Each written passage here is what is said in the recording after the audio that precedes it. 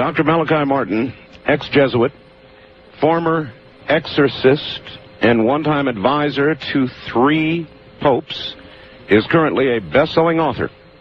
As a premier investigator of clandestine politics and unlikely alliances of popes and cardinals, his novels offer rare insights into the men who guide nearly 1 billion people in faith and broker the destinies of countries and continents. As a member of the Vatican Intelligence Network, I didn't know they had one, Martin helped extend the church into Iron Curtain countries in 1964, concerned about the corrupting influences of power. Martin was released from his vows of poverty and obedience after 25 years as a Jesuit. He left Rome for New York, where he did odd jobs until a Guggenheim Fellowship enabled him to write his first bestseller, Hostage to the Devil. It was followed by The Final Conclave, Vatican, 3 popes, and the Cardinal, The Keys of This Blood, The Jesuits, and apparently many others. He's a very prolific author. To give you some idea of how he is reviewed, Forbes magazine said, "No spiritual journey is complete without a Vatican page-turner by Malachi Martin." Sacramento Bee said, "It is to Martin's credit that his real-life fictional cardinals have flesh, blood, and bone, sometimes the heart of a South Chicago ward healer."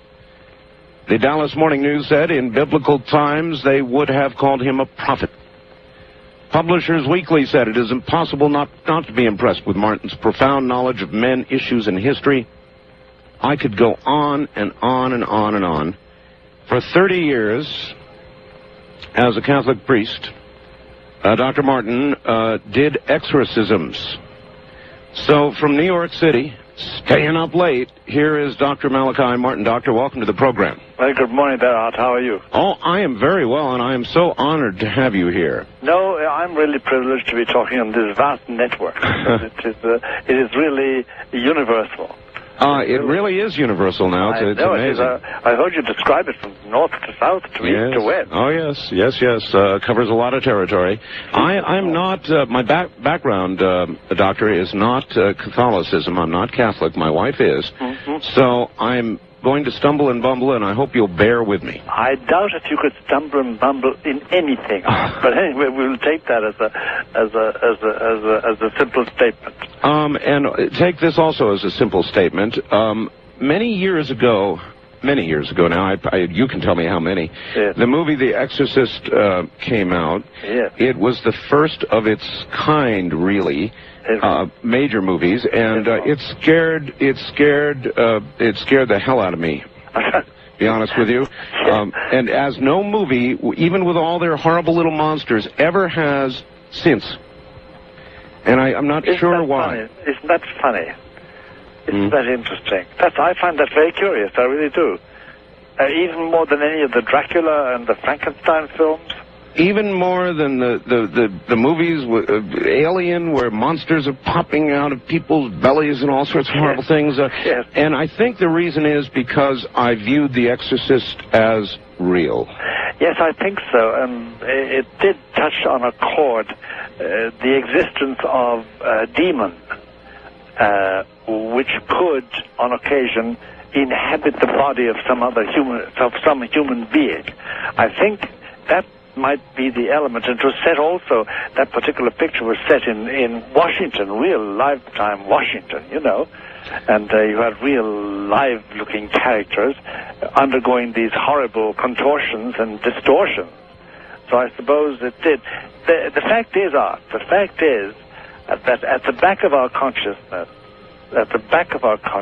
at least in, I was going to say in the West, but then I know it's the same in India, the same in China, it's the same in Japan, and in Latin America. At the back of our consciousness, there's always a fear of the evil one. Yes. Well, there may be a reason for that. The evil one. Now, let me start there by asking you, is there a difference between possession by the devil and possession by a demon? Yes, there is. you see, the mythology or the legend or the doctrine or the teaching, whichever you want to regard it as, it holds that there is a major evil spirit called Lucifer. And there is another one called Satan. And they are accompanied by, or they are among, many, many smaller demons. And these do attack and possess human beings in their will and their intellect. That's the general sort of picture you get from books and studies and doctrine and teaching about the devil and about evil. And I think, what I was saying was that I think at the edge of our consciousness there's always the fear that perhaps indeed there is such a thing, if we don't believe it. We Catholics do hold it, and Christians in general do hold it, but there's a consciousness, there's some evil spirit at work. It could be in our world, and we're afraid of it. And that it can, according to the belief in many parts of the world and in many parts of history of man, there is the possibility of being possessed, of one's body being dominated by such an evil spirit and used for nefarious ends. Doctor, is the devil a fallen angel? Is that correct? That's the idea. They are all fallen angels. The idea is that once upon a time, 1/3 of the angels of God revolted against him and were condemned to hell and became demons. What was the purpose of that rebellion, Doctor? The purpose of the rebellion was simply the ambition of one spirit, Lucifer, the son of the dawn. That's what his name means, the light bearer or the son of the dawn, who said, I will not serve. I will be equal to God. And he was opposed by one spirit who said, who is like unto God? And that's the name of Michael, Mikael, who is like unto God. Mm-hmm. And there was supposedly this huge battle between the spirits, and the demons lost. And Michael and those fighting for God won. And forever the fallen angels, those who rebelled, are condemned to hell and condemned to be evil and to promote evil amongst human beings. How do we, human beings, fit into the picture? It's almost as though the war is over human beings.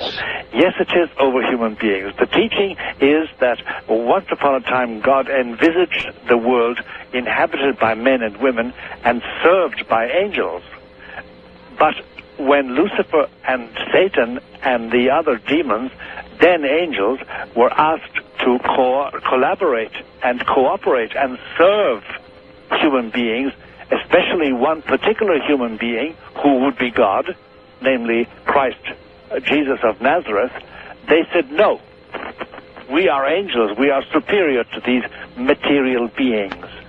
We haven't got their limitations, and we don't die, and we haven't got material bodies, we are pure spirits.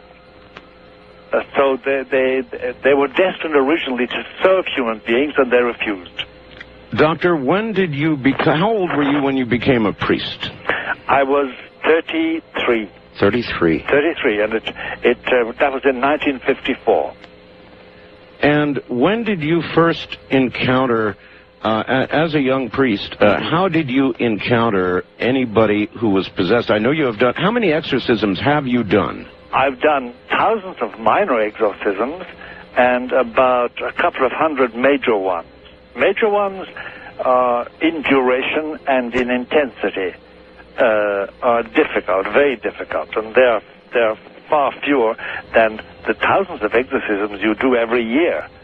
Exorcisms against various ailments like, for instance, a persecution, a complex, where you're really being obsessed by a devil or a demon, mm-hmm. or alcoholism, or as the human ills. The list is enormous. Now, I first of all came across it in Cairo. That was the first time that I assisted at an exorcism. Cairo, Egypt. Cairo, Egypt. I was there. I originally started off as an archaeologist, and I was an expert in handwriting ancient handwriting about the time of Abraham. That's about 1700 BC. That's about, 3,000-something years ago. Yes, sir. And I was roped in one evening because an exorcism which was taking place in the poorer quarter of Cairo, the assistant to the exorcist, there's always an exorcist and an assistant, the assistant had fallen ill, and I was asked to substitute. And that was my first experience. Well, it is my understanding. Again, I'm operating from total ignorance here, other than the movies that I've seen. And yes. It may be all wrong. But my understanding is the Catholic Church does not lightly undertake to do an exorcism. No. How does it decide? It decides this way. All right, so somebody comes to the church authorities and saying, look, my uncle, my brother, my wife, my sister, whatever it is, they are showing very funny signs. And there's usually in every good, well-run diocese, there's an exorcist, that is a priest appointed by the local bishop to deal with this. So the first thing you do is examine them, get them examined by a doctor, and find out, are they physically sound? Certainly. You see, there are ailments like La Tourette syndrome or Huntington's chorea or a simple tumor in the brain which produces phenomena, produces events in a person's life that look very like possession but are not. So you must first of all satisfy yourself that there's nothing physical, no physical basis. Then one or two expert psychiatrists, usually people who don't believe in God, by the way, because they're skeptical, must tackle you and find out, are you just plain loony, or is there something they don't understand? And Sure. if they come back with a report saying, well, the pattern is normal, we can't explain it, then the church authorities generally say, okay, let's try exorcism. And in the first 20 minutes, believe you me, in the first 20 minutes, everybody at an exorcism ceremony, knows whether it's genuine or not. It's quite clear. In the longest or the hardest exorcisms, how long typically might it go on? It can go on for the classic one in the United States was about 2.5 years long.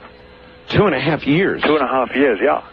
It's been written up very recently by a simple reporter who simply chronicled the entire thing. But I've assisted at ones which went on for, 17 weeks. Oh, my goodness. We measure it in weeks. Sometimes it's only a week. Sometimes it's only hours. It depends. It depends on the tenacity of the demon in possession. It depends on the antecedents of the person. It depends on so many factors you just can't predict. You go into it blind in that sense. You said, you said demons. So the majority of possessions are by demons. That's right, they are. All true possession is by demons. Now, see, there's a distinction between possession and obsession. Obsession is where somebody is being bothered continually by, for instance, cases I have in hand at the present moment are people who are bothered continually by appearances of animals with human faces bothering them, or pressures on them at night when they want to go to sleep. Yes. And funny faces and funny things happening to them. And you finally, when you rationalize it all and had the person examined physically and mentally, you come to the conclusion there are objective events taking place and they are being bothered and obsessed by a demon, and then you set about chasing that demon away. Of those that have gone past the medical doctor and Yes. the psychiatrists, Yes. what percentage would you say turn out to be actual cases of possession? My experience would say about 80%. 80%. 80%. Then I would also ask, you said examined by two psychiatrists who Right. do not necessarily believe in God. That's right. Generally, I've always tried to use the services and the skills of psychiatrists who will tell you I'm an atheist. You know, I really don't believe practically in God. Really? So, well, they're not influenced, therefore, by any prejudice. So then there is a good use for even the atheist. There is, although I must tell you that I've only found one or two psychiatrists who wanted to assist at an exorcism, and generally, one of them I wrote about, Dr. Hammond, he simply gave up all psychiatry. He did. Once he went into the real thing, yeah. My question was going to be, how many people who thought they were possessed were diagnosed, in your opinion, incorrectly by psychiatrists who might tend to, because of their own prejudice, want to claim this apparent malady as their own territory? So how many never made it to you because they were incorrectly diagnosed? A very great number, especially when we come down to a thing called MPDs. It's an abbreviation used by psychiatrists for multiple personality disorders. That is, say, let's take the name Hilda, and Hilda says that she becomes Mary in certain occasions, then she becomes Joan on other occasions, and she becomes Geraldine on third occasion, multiple personality disorder. And for a long time, MPDs were simply analyzed as MPDs. And then, under certain circumstances, they began to find out that it was much more than that. It was a case of demonic possession. And that has to be very carefully distinguished, because you can make a dreadful mistake and think a true MPD is possessed, or vice versa, that a person really possessed is an MPD. Well, then I would ask, I guess, can a person be possessed by more than one entity? Oh, yes, and the same demon can possess 3 people at the same time. Oh, my. It all depends. The variation is tremendous. And nobody, you see, Art, this is a very dirty, unhealthy, inhuman, insalubrious, wicked, and unnatural process and event. And nobody should touch it with a barge pole except somebody trained, and even then to be very careful, because it's highly dangerous. For instance, if you start any nonsense, real exorcism, and a lot of people don't know the difference between that and therapy, the difference between that and prayer, healing prayer, deliverance prayer, as they call it. But if you start something like that and don't finish it, you're going to have trouble for the rest of your life. Well, I was going to ask you about the danger to yourself, and I will do that when we come back. Dr. Martin, stand by. We'll come back to you in a moment. Sure. We're at the bottom of the hour. My guest is Dr. Malachi Martin. For 30 years, he did exorcisms and was in the hierarchy of the Catholic Church.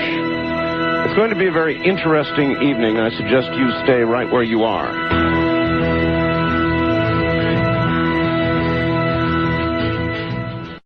Back now to Dr. Malachi Martin. Doctor, are you there? Of course I am. Good. Good. Listening to everything. I'm fascinated. Doctor, is there now, or is there going to be, an Antichrist? Whether there is now is a question. There is going to be an Antichrist, and I think the best thing we can do is talk about his public appearance. All right. Because he may already be in existence. For me to say he is in existence would immediately provoke the questions, where is he and what is he doing? Yes. And I want to avoid that. Yes. But he will be manifest publicly within a reasonable amount of time.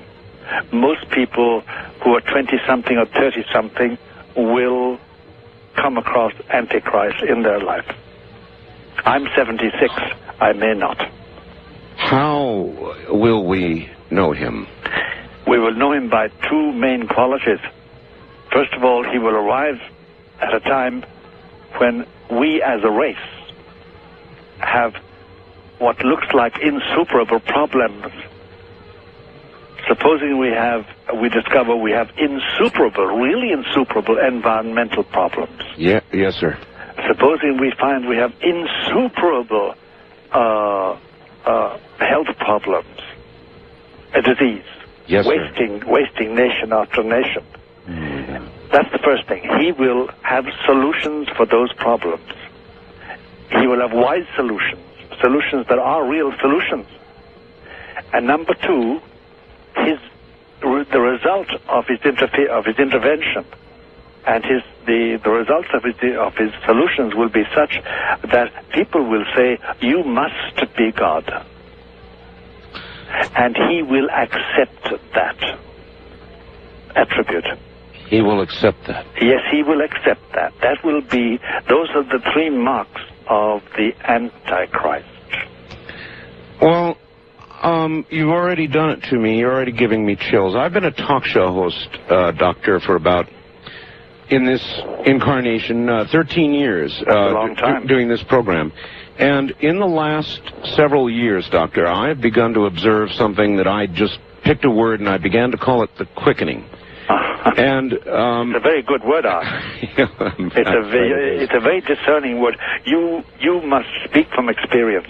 Well, you must. I speak from watching the news of what man is doing by the day, yes. Doctor. And by this quickening, I mean socially. I'm watching these horrible things happening. Yesterday is just an example. In Sacramento, a man was holed up and killed his two children in front of his wife, and then in front of his wife killed himself. This kind of senseless, mindless, unbelievable behavior socially. And it's not isolated, my God. I know, it's not isolated. Politically, Doctor, I look around and I see no sense to what is going on. We have lost our way. We have lost our way. There's no doubt about that. Could I stick in something at this moment, Art? Could I make a remark? You may indeed. There is, in Scripture and in tradition, and by the way, I'm a Roman Catholic, so I'm not sort of dependent on the Bible as Protestants are, and that's their choice. But there is a thing called the mystery of iniquity, and it's a very constant teaching of the Bible and of religious men and women, and it's this: that evil is allowed from time to time to so dull the senses of men and women and to so disturb the equilibrium of their minds that they do crazy, real crazy, mad, bad things. Mm-hmm.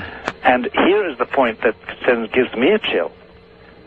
I'm 76, and I noticed that in the last 20, 25 years of my life, the incidents of such disequilibrium, the incidents of that seem to be much more frequent than when I was younger. Yes. Much more, there are much more shocking things happen, and it's not that we're getting to know them. No.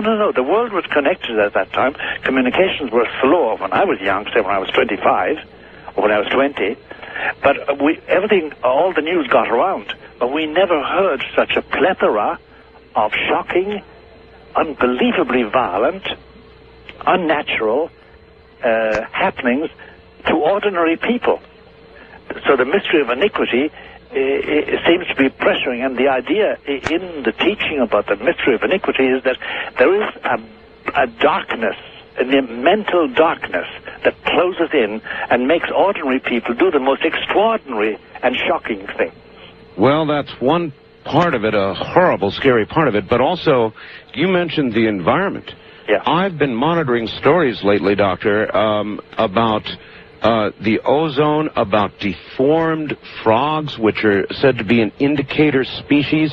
I have had people on from various disciplines that you may not agree with who call themselves remote viewers, to prophets, to Native Americans, and frankly, they all tell a very similar story with regard to what they think is immediately in front of us in the next few years. I happen to agree with them. I happen to have gone further in my thought than merely agreeing with them. I think there is a case of radiation. I think that we are being radiated in such a way that it distorts the chemical balance of our system, our mental system. And that slowly but surely, a vast section of the public is being dulled, doesn't see what's happening. Yes. Doesn't realize what is being done to them. The slowly boiling frog. That's right.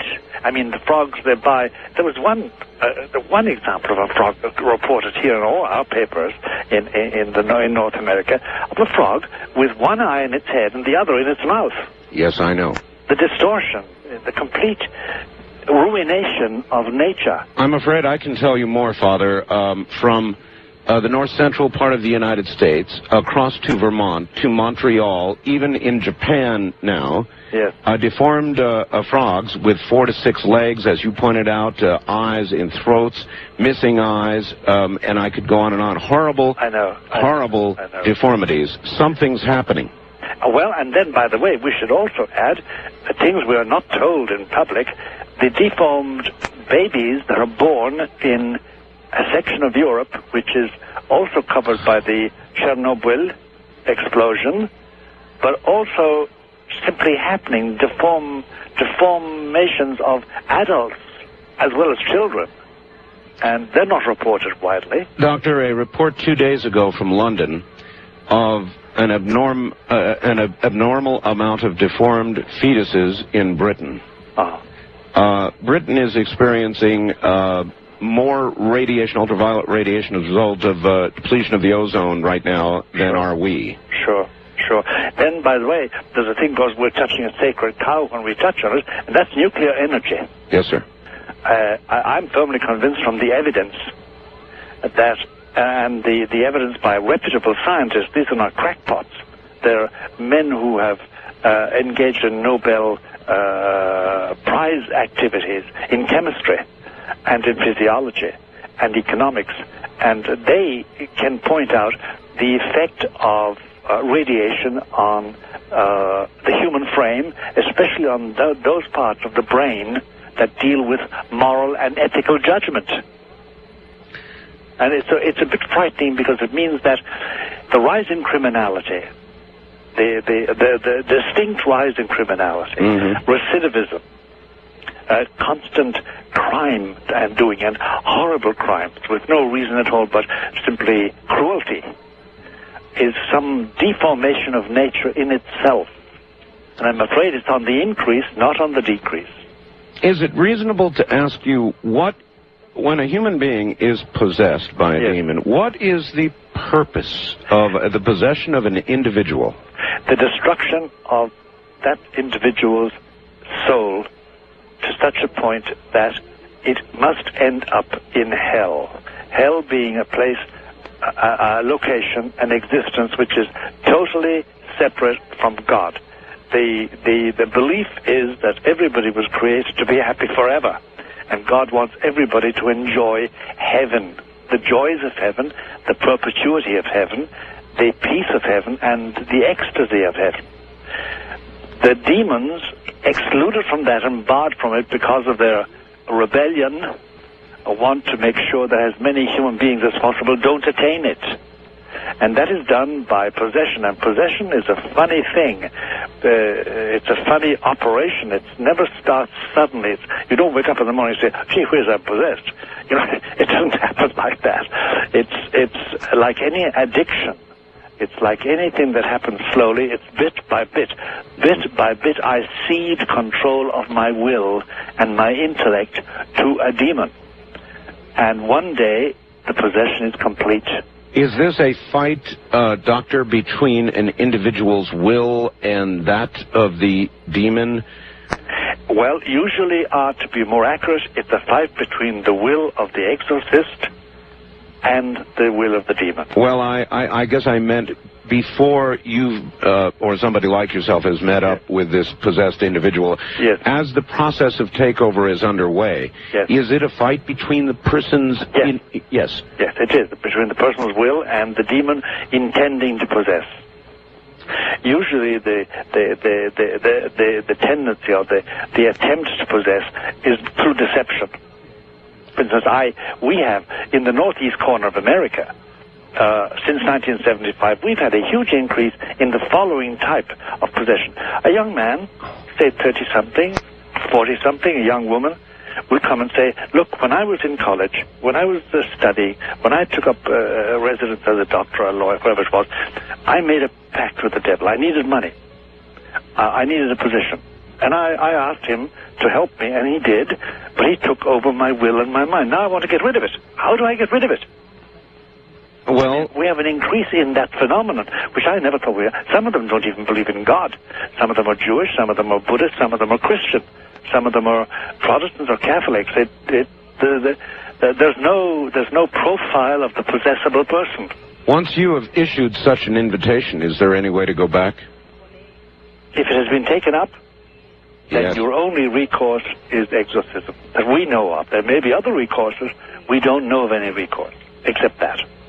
Are there cases in which a possession is not obvious? Yes, there are. I would imagine there are many where the spirit has simply won and is in firm control. I would think that the people who come to you are those who are sort of in the middle of a giant battle. That's right. When you find some, the typical things of somebody throwing themselves on the ground or cursing and spitting and protesting and Yes. defecating, urinating and all sorts of protest. What they're doing is protesting, saying, help me. Yes. Help me. The perfectly possessed, we call them, the perfectly possessed, are those that are completely at peace. And I've known several of the perfectly possessed, and I avoid them like the pest.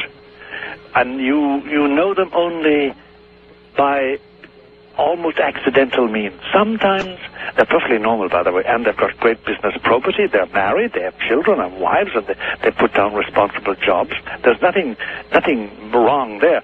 Now and again, just now and again, it's as it were, a veil is drawn aside, and you see somebody you don't know at all. You just don't know this person, this man, this woman. And there's a completely alien look, a completely alien attitude, and they breathe alienation. And you know then, if you have a nose for it, you know then that they're perfectly possessed and there's nothing to be done about it. The first man I knew like that was called Beedham, John Beedham, and it was a frightening experience because I had known him for years. In other words, their pact, their deal, they are at peace with and comfortable with their deal. Right. That's right. And they have passed through the usual Satanist rituals too. The three Satanist rituals: the power of inflicting pain, the power of hating, and the power of burning fire. Fire is part of the Satanist and the Luciferian development. And they've passed through all those with flying colors. Doctor, I want to circle back for a second. Sure. You scared me quite well. You said, and this was going to be a major question for you this morning. Yeah. I talked to you about the quickening. Yeah. I didn't even get to all the facets. To me, it's many, many things. But you said there was a huge increase in the number of possessions, and I was going to ask you that. To me, that just adds to the pile. That is true. There's more now? It's about, since 1975, when I really started in earnest exorcisms in the United States, it's about 800% increase in frequency. Oh, my. Frequency. And it's extraordinary. It's extraordinary. And the one part of the phenomenon is this, Art, that now, for the first time, exorcists and psychiatrists are working closely together, and I work with psychiatrists. I do the spiritual side of it, and they do the psychiatric end of it. There's always a psychiatric preparation and follow-up on after an exorcism. You mentioned that one psychiatrist simply gave up psychiatry. That's right. I gave him a code name of Hammond. That's not his real name, but he was very, very skeptical about it all. And finally, I said, "Okay, doctor, look, if you insist, but you must have some protection." He wasn't a Catholic, by the way, but he was a very honest, sincere man. I didn't mean but. He was. And once he went through it, that was it. He would never touch another possessed person. He would never touch psychiatry ever again. He went off and did something else. He was a qualified doctor and became an only MD. And confined himself to that. Doctor, how frequently do you think psychiatrists who are treating patients, or what percentage of their patients might indeed, instead of suffering psychiatric problems, be suffering some form of possession? Well over 50% of the cases I have observed. Wow. Well over 50% are really possessed by demons, and of course nothing can be done about it. They're diagnosed as schizophrenic, or as MPDs, or as whatever. And there's no succor for them. There is no succor or help for them at all. When you have done your job, and when we come back from the top of the hour, we'll talk about what an actual exorcism is like. I guess I want to know. But when you have done your job, yes, and it's all over, and the demon leaves, yes, where does that demon go? Well, let me gently but firmly sort of put in a corrective there, Art, from the view of an expert. The demon has been deprived of a place, a location, a human person, in which to exercise power. Therefore, they're confined to where they originally were, which is hell. They go back merely to suffering, because their suffering is intense and perpetual and non-stop. They have had a chance of exercising power outside of their tortures, and indeed, the evil they inflict is a way of their getting their own back in some way or other, even though it doesn't relieve their pain. So they are punished for their failure. That's right.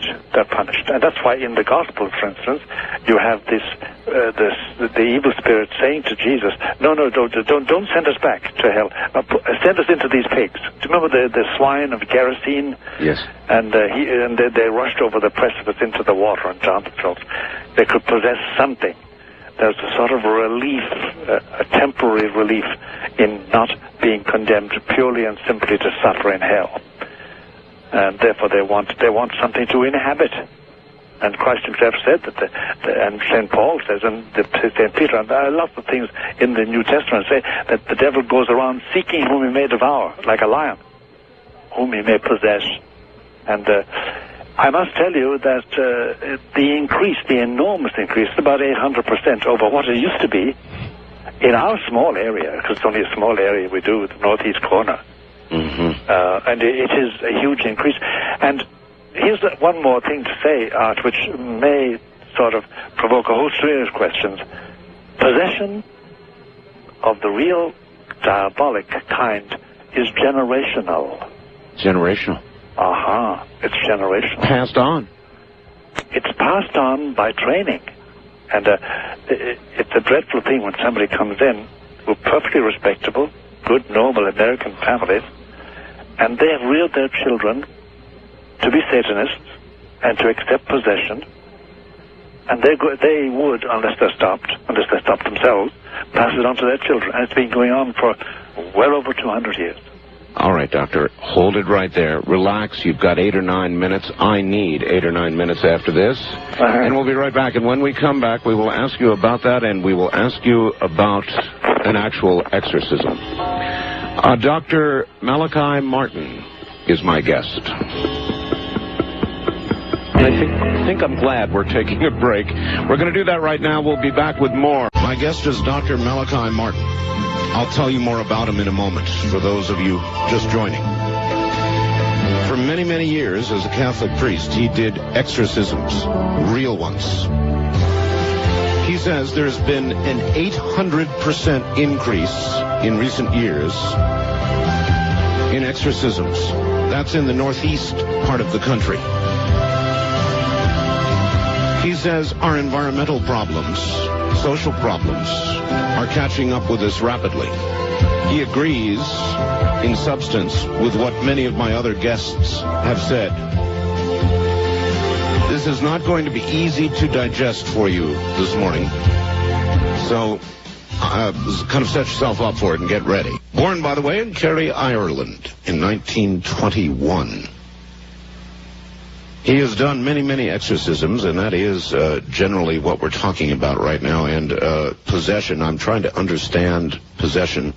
And we left off last hour talking about the fact that it apparently is generational, Doctor, generational possession. Yes. It's. Let me explain that. It's not that possession is passed on with semen, passed on with genes. No. It's that the same demon inhabits the members of the same family for generations, consensually.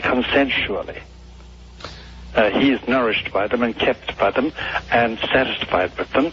The children are trained in it, and they perpetuate it in their children. It has gone on for generations. It's generational. And sometimes unwillingly, we have cases in hand, for instance, of daughters to whom their mother attached her familiar, her evil spirit, and then we have the job of ridding them of that. And it takes time, and it's painful and anguishing. How does a person know? Does a person know? Is in the mind or the soul of the possessed? Yes. Is there always knowledge of that possession? There is, but it can be limited knowledge, and can also be inhibited knowledge. Some of them can't even tell you about it. Some of them can. It depends on the particular type of demon. There are many types of demons. Some of them are quite intelligent. Some of them are very stupid. Most of them are specialized in one thing and one thing only, and that's all they can do. And it's a reflection of some gift as angels which they had, now distorted as demons. And in these matters, as in everything connected with it, go to the experts. Don't try and do it yourself. Yes. And then do not... a big confusion out which we should clear up for everybody, and it's this. There are many healers and deliverance experts, and many people will undergo lengthy prayers and incensings and various ceremonies. But the truth is this. The horrible truth is this.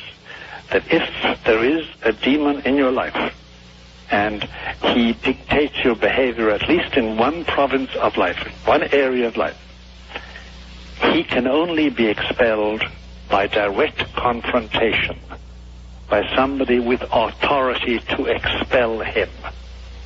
So when I say him, of course, the spirits have no sex. They're not male or female. I just use him in the generic sense of the English word. But it's a confrontation. It's not a prayer.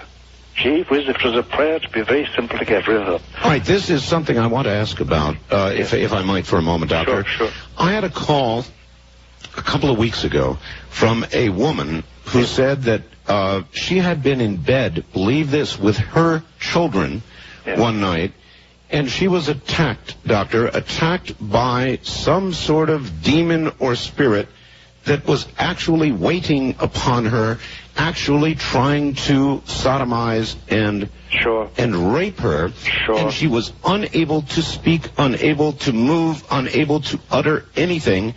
And in the middle of this attack, the phone rang, the answering machine came on, somebody's voice began speaking, and whatever it was left. Now, she said that the only way this thing would leave, and she had been attacked many times, was if she audibilized some sort of something. And she said, I sat there and I prayed and I asked God to cast off whatever this was.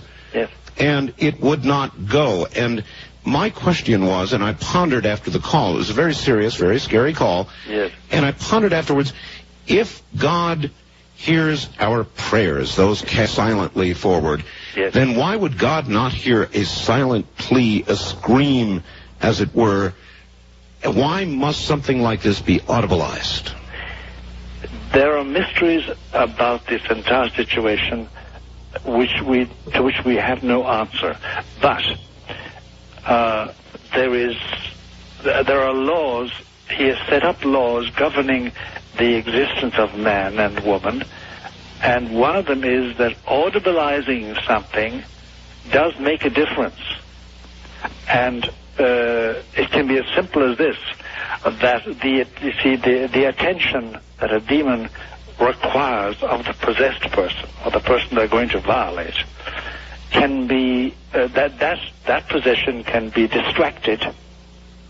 Their will can be diverted, their mind can be diverted from being, as it were, hypnotized, being held by some audible voice message from another normal human being.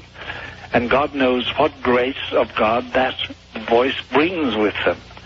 But that it does happen, that audibilization does have an influence, there's no doubt about it.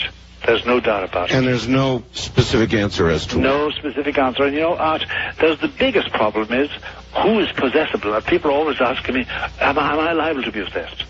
And we have tried to create a profile of the possessible person, but we have found that neither sex, nor education, nor color, nor race, nor education, nor riches, nor poverty, nothing makes a difference. It's apparently, to our mind, it's random. Random choice. I know very naughty people yes. who are not a bit possessed. They're just very naughty men and women.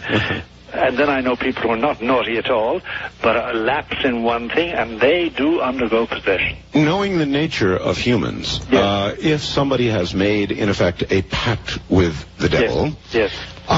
Is it not more likely that those cases of possession would more frequently than not be the rich, the powerful, those who have attained great material success or wealth? You would think so, Art, but you would, yes. De facto, no. No. Poor people, people with very little social resonance, people occupying very obscure positions in the social ladder. Everybody is susceptible to some ambition, something they want, either for revenge or for self-satisfaction or for self-advancement, yes. And everybody is liable. So the pact could be something as simple as the wanting or the wishing of a mate or the attention of somebody of the opposite sex, or that's right, to get married. To get married. To get this man, to get this woman. Yes. You see, for instance, if I could do this now, I want to take the following example, but with great care. Do you remember Susan Smith? Yes. Drowned her 2 children? Of course. Now, for an exorcist, the pattern is very clear.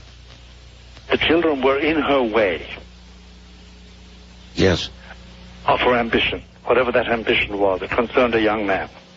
Yes, it did.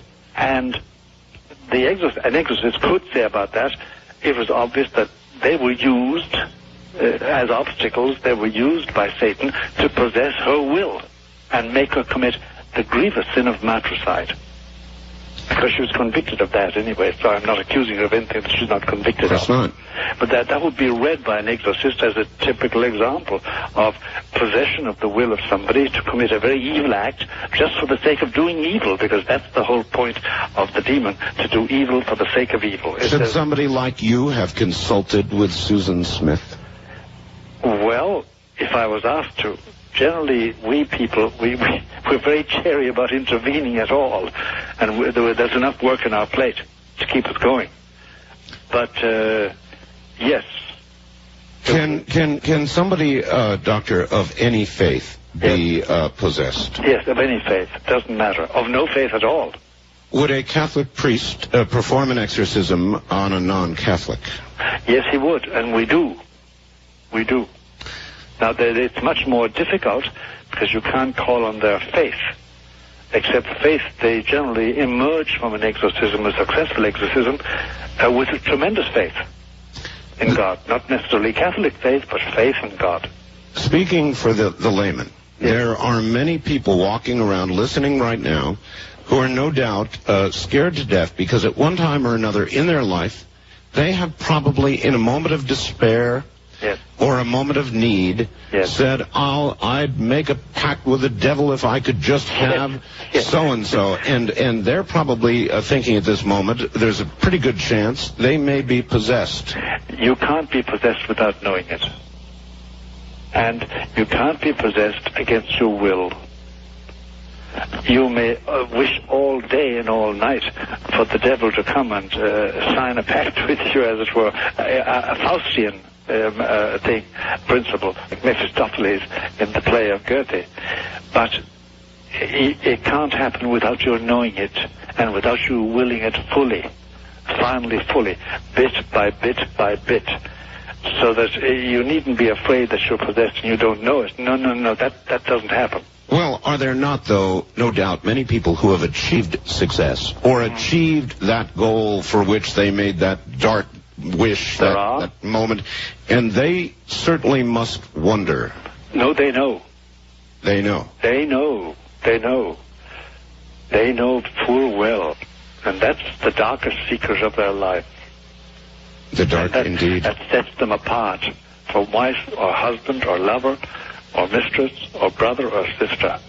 And you say you have seen these people. You know these people when you see them. Oh, yes, you do. You meet them in the street. You meet them in cocktail parties. You meet them at dinner parties. You meet them at meetings and conventions. And, of course, I must tell you that I get out of their way. I've enough of it. I don't want to confront them. I don't want to have anything to do with them, unless I have to professionally. Doctor, Catholic priests, how many Catholic priests are capable of or do within the church exorcisms? Nowadays, Art, unfortunately, a minimum. As you know, in the last 25 or 30 years, belief in the devil, belief in evil incarnate, in an evil spirit, belief in hell, belief in the demons, the existence, and the activity, say, of Lucifer and of Satan. They're distinct demons, by the way. People often confuse them, but they're distinct demons. The belief in that has flagged, has got very weak. And the result is that when we started doing a lot of exorcisms here in the northeast corner of America in the 1970s, we finally had to go to Rome and ask permission because the local bishops, some of them didn't believe. So we went to Rome and said, look, these people, we need authority because, by the way, nobody can do an exorcism without being given authority. And it must be a bishop gives authority. So we had to go and get special permission from Rome to do it because we couldn't get it here. Now, some bishops do believe, some bishops don't believe, some priests do believe, some priests don't believe. Most of them want to have nothing to do with it. They know little and they want to know less.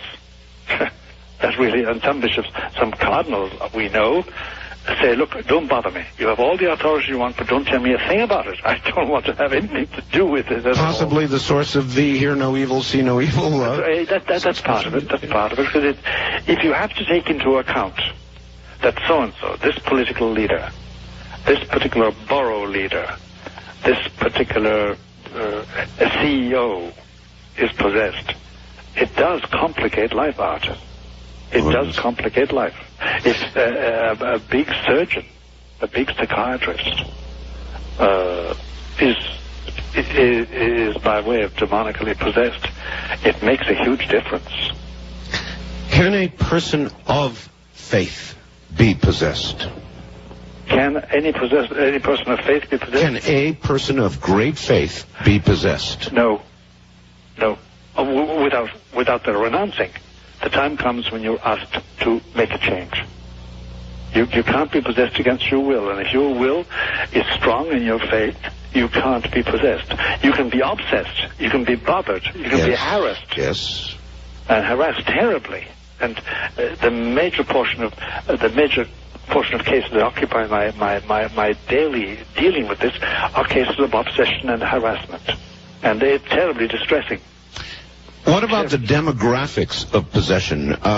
We saw The Exorcist. Can a child be possessed? No, except unless in exceptional cases you have children born and quickly developing at the age of 4, 5, with a will as strong as a person of 25, really. Mm-hmm. And they can undergo possession, but it's rare. It's very rare. They can be harassed and obsessed, and that usually generationally, on account of the parents, on account of an aunt, on account of an uncle. How, let's see, what's the right word? What word am I looking for? In a generational case of possession, does the parent actively teach this child in the dark? Why is it? Oh yes, they assign the child to their demon. They're satisfied with the demon becomes what they call a familiar of theirs, and they give it a name.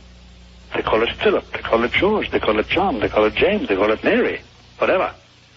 And they assign the child to it. They teach the child to do obeisance to it, and they make the child participate in ceremonies.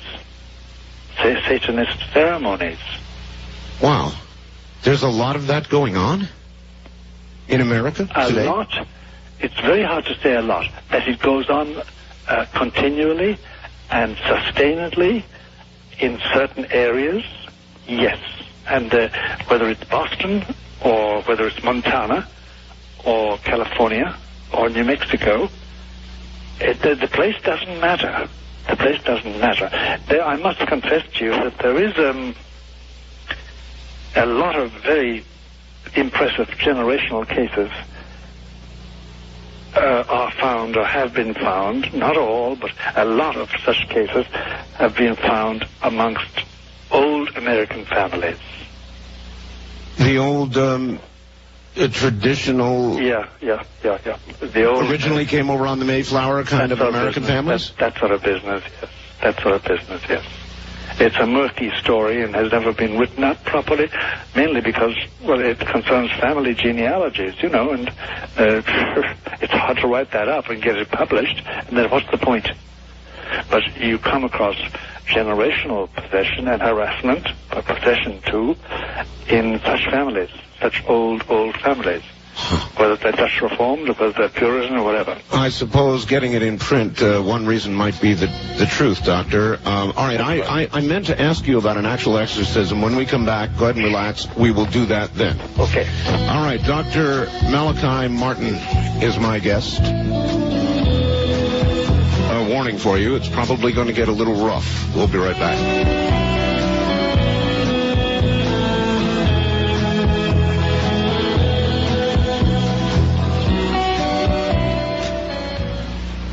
Back now to Dr. Malachi Martin. And, Doctor, you're in, I haven't even told everybody, you're in Manhattan, aren't you? That's right. I live in Manhattan, Upper Manhattan. Doctor, as a young priest, how did you first, what was your first exorcism, and what was your reaction to it? Well, my first exorcism was in Cairo, Egypt. And I was a young priest, and I was an archaeologist. I was lying on my belly or my back in caves on the Sinai Peninsula, copying inscriptions dating from about the time of Abraham, about 1600 or 1700 BC. That's about, 3,000 years ago, more than 3,000 years ago. Long time ago, yes. And an exorcism was going on, and I didn't know it. When I came back down by plane and checked into Cairo, because I came down every couple of weeks to get a bath and to eat properly. Yes. Because we lived on goat's cheese and black coffee when we were up digging. One of the priests was telling me that he was engaged in an exorcism and his assistant has collapsed, which is not uncommon with young assistants, because in your first exorcism, if you've never done it before, the impact is so great, sometimes you become totally incontinent. It scares you. To the point where you can't move and can't speak and can't help. And everything, all the portals are loosened. You have diarrhea, you vomit, because it's so repellent. It's so shocking. So it's not for the weak of heart? No, it's not. And I'll describe in a moment exactly what is the repellent part about it. All right. But so I was asked to assist, so I did. And apparently I had a very strong constitution, still have. And I hadn't got that effect. It had a disgusting effect. It always has. That was the first time. It was a very sticky exorcism. In general, if you want to understand what an exorcism is like, and what's really the essence, the difficulty, the horror, you must imagine, say, a common scene. It's a room. It's always within a room, within a house. It's in a room. There's none of walls, no nails, no pictures, nothing that can move. If the windows are there, they're barred with shutters.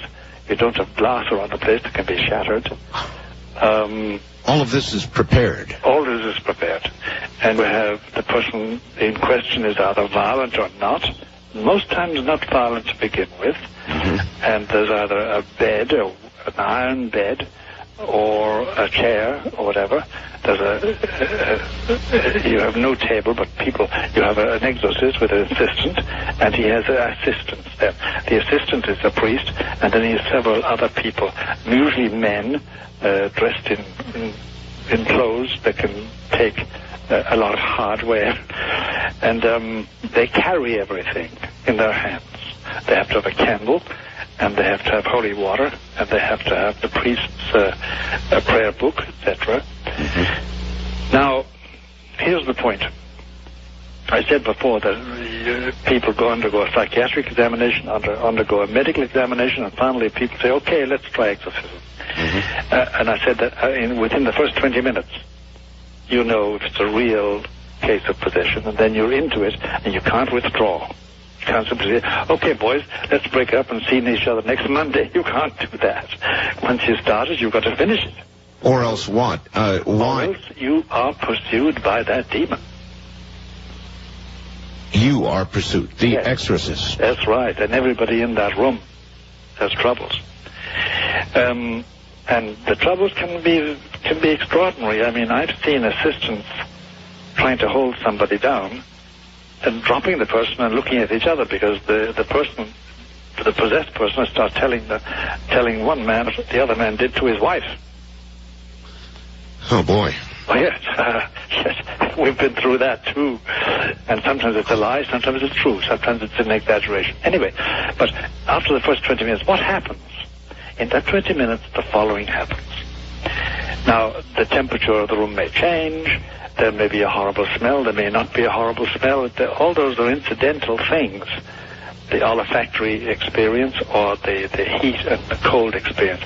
But here's the real point. At a certain moment, if it's really an exorcism, and if we are in the presence of a possessing spirit or a threatening spirit, demon, everybody in the room, the priest and his assistant and the assistants, they know, and I can only call on some experiences of people listening to me, and you yourself, Art, you know there's something in the room that wants you dead, but dead.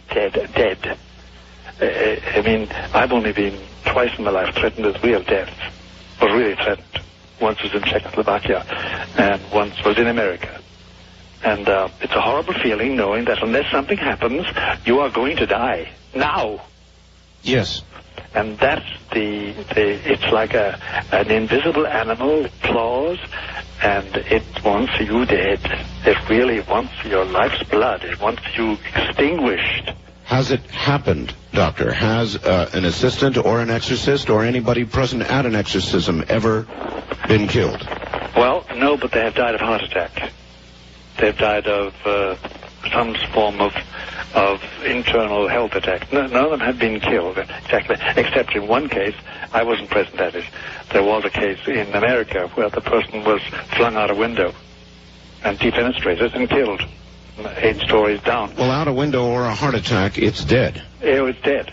But the point is that the experience is everybody in the room suddenly knows. You don't even look at each other, you know. Especially if you've done exorcism before with the same team. You know, this is it. We're now in that presence. And the point is this. Here's the point I want to drive home. It's a confrontation, not a series of prayers, of pious wishes, and of deliverance and healing invocations. No. This is a confrontation between the exorcist's will and the possessing demon or the harassing demon. And thereby, then, there comes the conversation, because the exorcist has to find out the name, what the demon calls himself. If we want to speak about himself, it's not himself or herself, as we all know, but anyway, what their name is, and the name is usually a reflection of their function, what their function is as an evil spirit, and you have to get them to admit that. There are certain rules. You never answer a question put to you by the possessed person. You always fling a question back at them. How do you know when you are speaking with that demon? It is impossible not to know it once the person starts talking. It is impossible not to know. You know. Everybody in the room knows.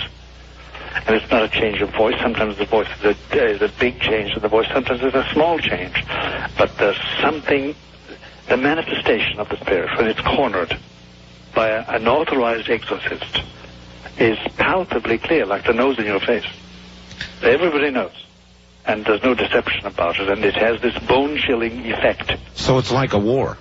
It's a war. It's a war. Once it begins. It's a real confrontation. And this is where people make a mistake about treating with evil spirits. If they think or suspect or know that they're being bothered, they attempt to take it on themselves, and you can't do it. You have no authority. I was going to say, this is one of those don't try it at home things. In other words, that's right. You don't sit by a bed and attempt yourself, not knowing what you're doing, to say a nice little prayer that this spirit will leave the body. You can do that if you want to, and it's okay to do it, and it does relieve the pressure and the tension, blah, blah, blah, blah, blah, but it does not. It does not dispossess a possessing spirit. It does not. For that, you need authority. And this is the difficulty that Buddhists and Jews and non-Catholics sometimes come to us and say, we've been trying exorcism and it doesn't work. And one would laugh if it weren't so pathetic at times.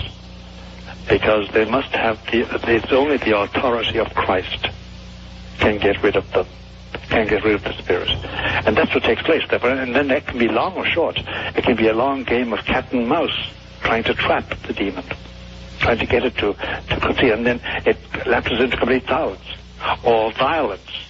Doctor, we hear of successes at the end. The story usually ends well. Are there failures? Are there times There are failures where it's total failure.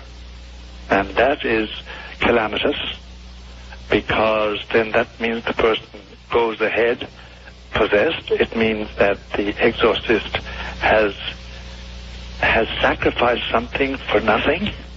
Because let me explain something to you, Art, which is very hard to explain, but there are parallels, analogies in life that helps.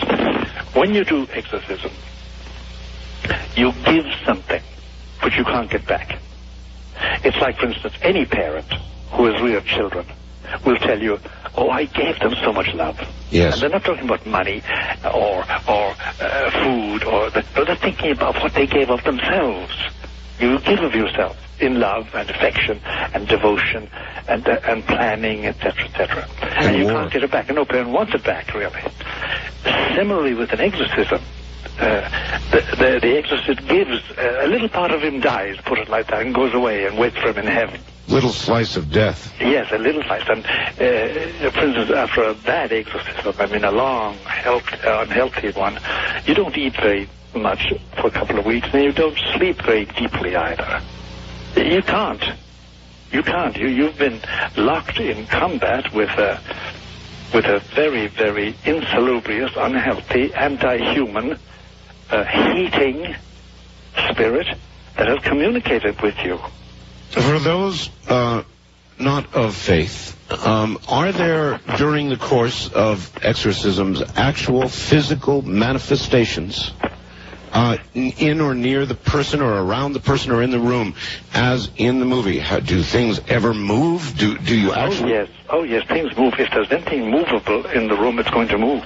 If there are nails on the wall, if there are pictures, if there are windows that can be broken, they'll probably be broken. If there's something which is weak, unbreakable, it can break. It can move. So you want to have a very bare situation completely. And even then, the exorcist is not free once it's all over. I've been flung out of bed. I've been knocked off stools and broken my shoulder by the demon to get his own back, just to remind me he was there and to make me pay a price for the damage I did. This is like going to war. It's very much like going to war. What most people don't realize is that there's a spiritual war on, and as St. Paul says, it's a war with the spirits. It's a war with the forces of evil, the invisible forces that want men's souls. Are there times as a priest where even the very best of men, Doctor, sometimes fear war reasonably? Does a priest sometimes fear entering this war when you know you're about to meet up once again with the worst? Yes, there's always that fear. And a very old exorcist gave me advice years ago in Ireland. I mentioned this to him, and he said, okay, but listen, learn to measure your love of God by the amount of fear in your heart. which is a very profound statement. It is, yes. Because it depends on how much you love God. And if you really love Him as Father, as Savior, and as final end of everything, and as the beautifier, and as the creator of nature, the creator of all beauty in our lives, it can expel fear. But if you nourish fear, fear can grow and not quantitatively, but it can equal or surpass the amount of love you have in your heart. And then you're in danger, because that fear is going to make you despair. That fear is going to make you timorous. That fear is going to make you vulnerable. Love is the only thing that can cure it. Love is the only protection we have. You mentioned there were priests who do not believe that people are possessed. That's right. That's right. Do they carry that belief because of fear, do you think, for the most part, or? No, Art, the cases I have known are priests whose faith has been diminished. See, faith is not a quantum, like a bank balance or something in your pocket, or clothes you wear. It's a dimension of soul. And that dimension can be greater or lesser. And it can be diminished by infidelities, by sin, by fecklessness, by carelessness. It can be increased by virtue. It can be increased by good actions. It can be increased by the grace of God. But it's usually because of the lack of faith. When they think that there's no such thing as evil, really. That it's okay, do what you like, just don't frighten the horses. But there are laws, though. God has laws, and He doesn't allow them to violate it. You can violate them, but you're going to pay the price. And one of the prices is that you slowly but surely edge towards that region of human existence where the demons are dominant. And they will satisfy you, they'll give you a good life, but you end up their prisoner. They're a prisoner. Is there ever a case where the person who is possessed dies in the course of the exorcism? Yes, it has happened. And it's caused untold trouble because there's usually a lawsuit. But that's why we are very careful as regards the medical condition of the persons that we exorcise. What has been, you say there's a lawsuit. Well, I mean, for instance, the husband or the wife or the boy or the friend or the son or the daughter sue the priest. Sue the priest? Yeah. For having put their relative through an experience that caused them to have a heart attack, caused them to have a coronary, whatever. It has happened. What would happen, Doctor, to the soul of the person who would die under such circumstances? Under those circumstances, we must say we don't know. There's always the chance. You know the old story between the bridge and the water? This man was pursued by his enemies and living in sin, and he tried to jump over a bridge and swim into the water, but they shot him. Yes. But before his body hit the water, he had repented. There's always this. You never know. You just never know. I just wouldn't like to be in that position myself. Has that happened to you? Yes, it has happened to me. It has happened to me, and it's very distressing. And then I've been asked to go to see people who are possessed by their husband or their wife or their brother or their sister and come away empty-handed. They simply told me to go to hell. Literally. Literally? Literally. Well, that would be one pretty good sign, wouldn't it? I mean, it's just not something you do to tell a priest to go to hell. It's very discouraging. Very discouraging, and they do it with great hate. Great hate. Well, as I say, wouldn't that be a very clear sign? It is. It is, Art. And so if you're told to go to hell, to get out of here, I don't want anything to do with you, which I can imagine more than not you might be told, then what do you do? Well, you go away and you pray. But, you see, for instance, if I go into the greengrocer and I find the milk he's supplying me is rotten, and say, listen, this milk smells highly, he can say, listen, buddy, get the hell out of here. That's one way. That merely means stop bothering me. But if somebody tells you in the way that it does happen now and again to an exorcist, please go to hell. Because that's where I'm going. I want to be with the prince. And now I'm quoting a certain case to you. Then it chills your bones. Because you know you're up against somebody perfectly possessed who just is waiting to die and go home to his master. Have you ever wondered, Doctor, about your own heart, about your own constitution going into one of these? Yes, I have. Yes, I have. And my heart specialist has always warned me that there's a danger there. And I know there is. There is. But, you see, when you're over 70, you know, the amount of good you can do in this world is limited because you're no longer 20, 25, 30. And therefore, whatever good you can do, you do if you're wise. Because one day soon, I'm going to take the high jump. As we all shall. As we all shall. So, even today, if you encountered it, you would still do it? Oh, yes, I would. Oh, yes, I would. Because the commiseration, the human compassion, and the pity that the Holy Spirit puts in your heart impels you because they are miserable. And they make appeals to you, unless they're completely possessed. Doctor, hold tight, relax, Sure. and I can use a moment of relaxation as well, and we'll be right back to you. My guest is Dr. Malachi Martin.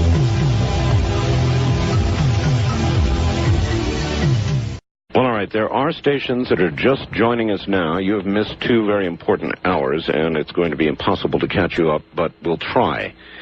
Malachi Martin, my guest, is an ex-Jesuit, former exorcist for many, many years, and one-time advisor to 3 popes. He is now a best-selling author as a premier investigator of the clandestine politics and unlikely alliances of popes and cardinals. Dr. Martin offers rare insights in his books into the men who guide nearly 1 billion people in faith and broker the destinies of countries and continents. As a member of the Vatican Intelligence Network under Pope John the 23rd, Martin helped extend the church into Iron Curtain countries. In 1964, concerned about the corrupting influences of power, Martin was released from his vows of poverty and obedience after 25 years as a Jesuit.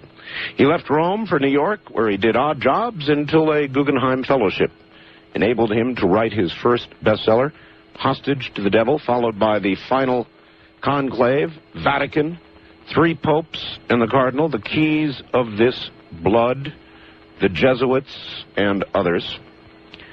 He has been reviewed by many. Forbes said no spiritual journey is complete without a Vatican page-turner by Malachi Martin. Sacramento Bee said it is to Martin's credit that his real-life fictional cardinals have flesh, bone, and blood, sometimes the heart of a South Chicago ward healer. The Dallas Morning News said in biblical times they would have called him a prophet. He just described in great detail what exorcisms are like. Doctor, are you Yes. there? How you've held up through great exorcisms. How are you holding up this morning? Very well indeed. I mean, this has been an exhilarating experience, Art. All right, Really I have a lady who would like to speak to you. She sent me a fax, Doctor, and I called her. She sent me the following. Yes. Art, please help me. If I'm not possessed, then I'm being harassed, tormented, used, abused, sodomized, all of it. I believe my mother promised me to her evil spirit. My family is an old American family. I converted to Judaism 30 years ago, and she sounded so much like somebody you described that I thought I would bring her on the air for a moment. Her name is Eva. Eva, are you there? Yes. You're on. My name is Eva. Eva, all right, Eva. I'm sorry, you're on the air with Dr. Martin. How do you do, Dr. Martin? Good morning, Eva. Good morning. Can you hear me? Yes, very well. Yeah, thank you. Good. If you are in that condition, if you think you fulfill all those conditions in your life, you should apply to the local bishop, the bishop of the diocese in which you live. I don't know what that diocese is, and I don't need to know. San Francisco. Francisco Diocese, San I would Francisco, imagine. oh, yeah. Well, there may be a difficulty there because Yeah. a lot of the clergy in San Francisco have given up any belief in the existence of evil, above all in the existence of evil spirits, and I wouldn't at all be surprised if the Archbishop of San Francisco is among those. Yes. I do not know, Eva. I don't know. We don't work. I love San Francisco. I've been there several times in my life. I'd love to live there. Don't bother. I don't choose to be here. I know. I know. Well, that's what happens with most of us. Our place of living is imposed on us. But in any case, you have to apply to the local bishop for an exorcist. Now, you say that a person who is truly possessed is aware of it and has made a deal. Well, put it like this, yes. With conditions and restrictions, that's true of anybody who's possessed, partially possessed. Is or it a fully straightforward deal? What's that? Is it a straightforward deal? No, it's never straightforward. Never straightforward. No, it's never straightforward. You're always at the heel of the hunt in the matter. But you think it's straightforward, but it isn't. Oh, no. What I mean is what I'm trying to figure out. Yes. In a way, speaking with you is a dream come true. Uh-huh. And it's also a bit of... Thank you very much for saying that. A bit of a nightmare. I know, Eva. Well, apart from anything else, I promise you that when I say Mass this morning, which I shall after this broadcast, I'll give you a first intention in that Mass. There was a time when I would have just laughed at that, but I know. I have tremendous respect for it now. You've acquired wisdom. My concern is for my grown married children. Oh boy. And my grandchildren. I'm afraid to people that I become attached to or involved with, and that does include my family. Yes. Bad things happen, and I'm really afraid to be around people. I'm thinking of a few deaths in particular, and I know. Stuff happens. Eva, I know exactly what you're talking about. I know exactly what you're talking about, and my heart goes out to you. It really does. What can she do, Doctor? She must find a good priest. Doctor, I would like to ask you a question. Sure. One other time, I was listening to a talk radio program, and a woman was on who all you had to do was call up and you'd say your name and your age or something, and she would sense these stuff about you. And I called. Yes. And I gave my name and my age and so on. And she said, there's a very strong presence of a man who's been with you for about 10 years, and you really need to do something about that. And was it accurate? Yeah. It was accurate. Yes, and I didn't follow it up. It's really taken me close to a year to be comfortable with actually saying that. I know. Eva, I would be chary if I were you of any freelancer in this whole matter. No, I'm too terribly serious. You see, there's no doubt about it. A demon can have information about one without any reference to God at all, without any reference to our safety. I've already learned that. Yeah, they can know things. You need to be under the protection of God. Mm-hmm. And you need the authority of Christ to get rid of any harassing or obsessing angel in your life, because you don't sound as if you're possessed, but you do sound harassed. Yes, sir. And obsessed. Yes, sir. And that's the commonest form of demonic activity today. Now, explain this to me. I, at one time, was even fairly unfriendly about the Catholic Church, but there's been so much movement now that you'd have to decide to... There are so many factions, yes, of course. which is good to my point of view. Yes. You say, give myself up to the authority of Christ. Yes. Through an exorcist. That doesn't mean to accept Christ as a savior. It just means to acknowledge the authority that Christ would have in this matter. That's right. Eva, but I must be frank with you. Once you admit Christ as having authority in this matter, and once you benefit by that authority, you'll find that he lives in your heart. Well, he was a Jew. Eva, we are out of time and we must go, but I think the upshot here is seek the advice of the Church of an Exorcist. What I'm saying is that I don't eschew Yeshu. I just don't want to leave it on that note. I am not, this much I accept about Christ the man and what a wonderful, I know that, important man he was. So well, yes, you want to put it like that. But let's leave it at that, Eva, but I'll be praying for you. Right. That's a promise. All right. Doctor, I just got the following, and maybe you can tell me the kind of person that this came from. Dear Art, your present conversation with the priest is not without dangerous complications and consequences. I don't have to tell you just how many minds are listening to you on the radio. Minds that can be in turmoil, minds unknowledgeable of the subject and the danger. I beg you to end this conversation without delay. This is somebody who is afraid of what they're hearing. Yes, I can imagine that it would, to certain minds, represent a danger. But it can suggest things to people, and I'm sorry if it does. There's no suggestiveness in what you're saying or what I'm saying, but the outlining of a reality in our lives, the presence of evil, is surely something that we must admit and acknowledge and not be blind. So I appreciate their fears, but I think they're ill-founded. Doctor, during the course of an exorcism, what things or messages do you typically hear from a demon? In that process, in that war, in that confrontation, what do you hear? You hear, if you lay yourself open to it, you hear reproaches about your life, your past life and your present life, if there's anything to be reproached. He would throw it at you like mud. Then you also hear, if you allow it to continue, an exorcist must control everything.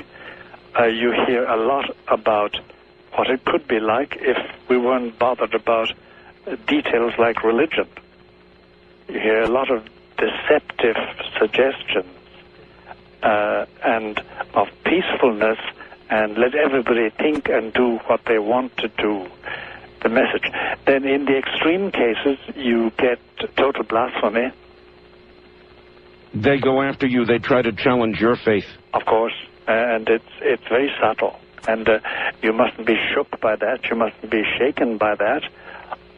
You must be able to deal with it and never answer a question, never take up something shoved at you. Always be in control. A priest, give command. A priest is also a man with faults, with guilt, with all the things, perhaps fewer than the rest of us, but things that can be thrown into his face to make him weak. That's right, they can. And they can shame him, and they can weaken him. And for that reason, he needs to be virtuous. He needs not to have sin on his soul. He needs to have cleansed his soul in confession. He needs to be cleaned.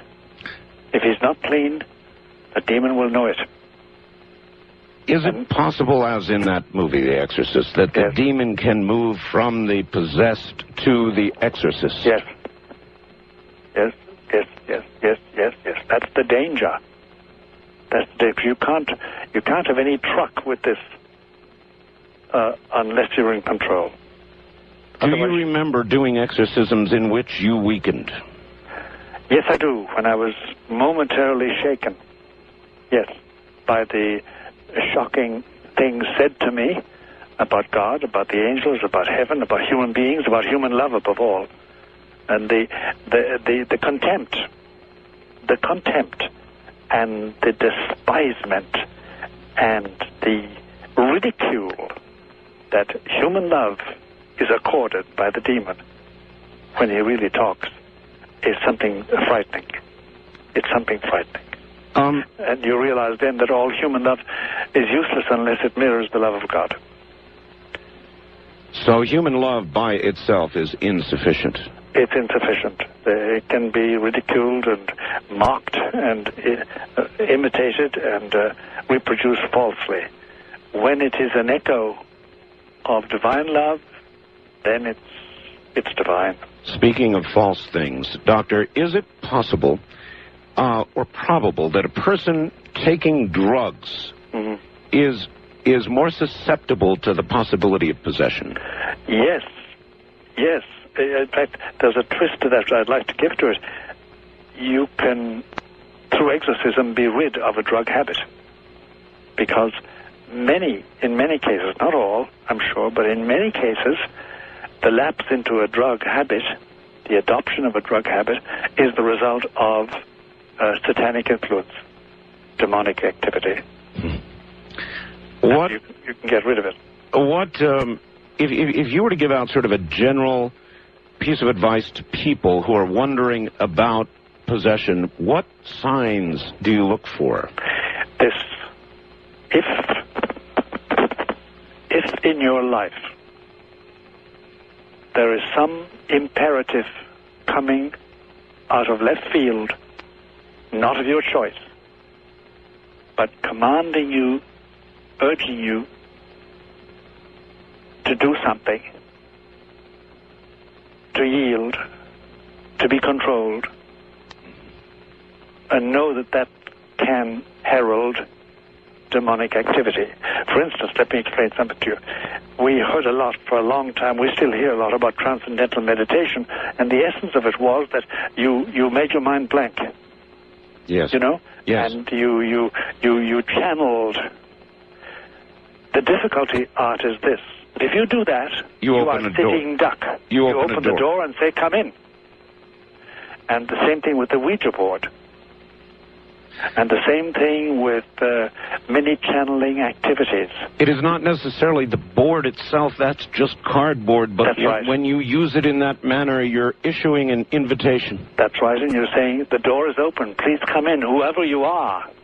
You can't do that with impunity. You can't do that with impunity. And many cases we're dealing with today started with a simple thing as the Ouija board used as a plaything. But it got serious. Then there are spiritual seances of the same kind. Channeling. Waiting for the spirits to talk. Oh, they talk. Doctor, we talked about earlier the quickening. You talked about an increase in possession or exorcisms of 800%. 800%. Right. In what span of time have we seen this increase? Since about 1969 to 1989. In that time. It's a funny thing. A lot of things have happened in that time in the world and in the Church of Rome, my church, about which I've just written that book, Windswept House. And a lot of it is negative. There's a lot of negativity. And there's been a lot of bloodshed in that time, by the way. And there's been a lot of environmental damage. And surely Lucifer, who wants the death of the human race, will use any means, especially radiation, to destroy human hopes and human life.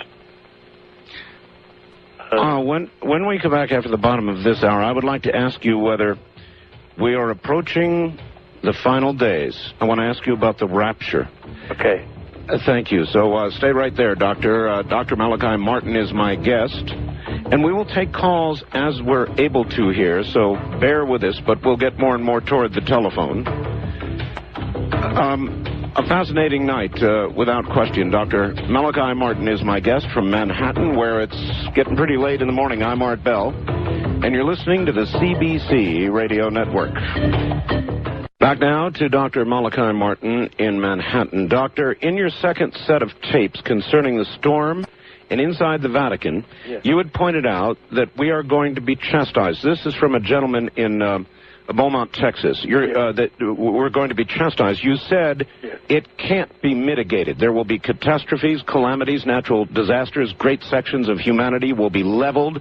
This is part of the third secret of Fatima in 1917, July 13th. But you implied this would be more in the distant future. Then in the deserted vineyard, you said very clearly this will occur, you believe, in the next 3 or 4 years. Yes.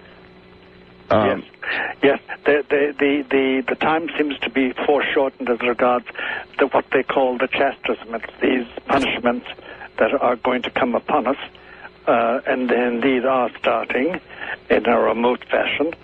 But I expect them. One can always be wrong. In spite of my reputation, I'm not a prophet art, but I expect them between now and 2000.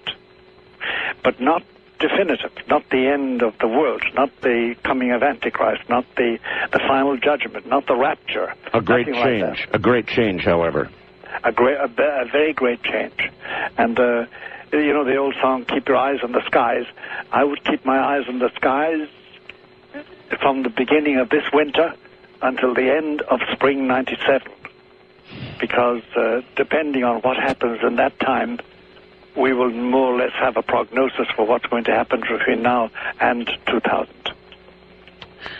How many human beings do you think will make it through this change?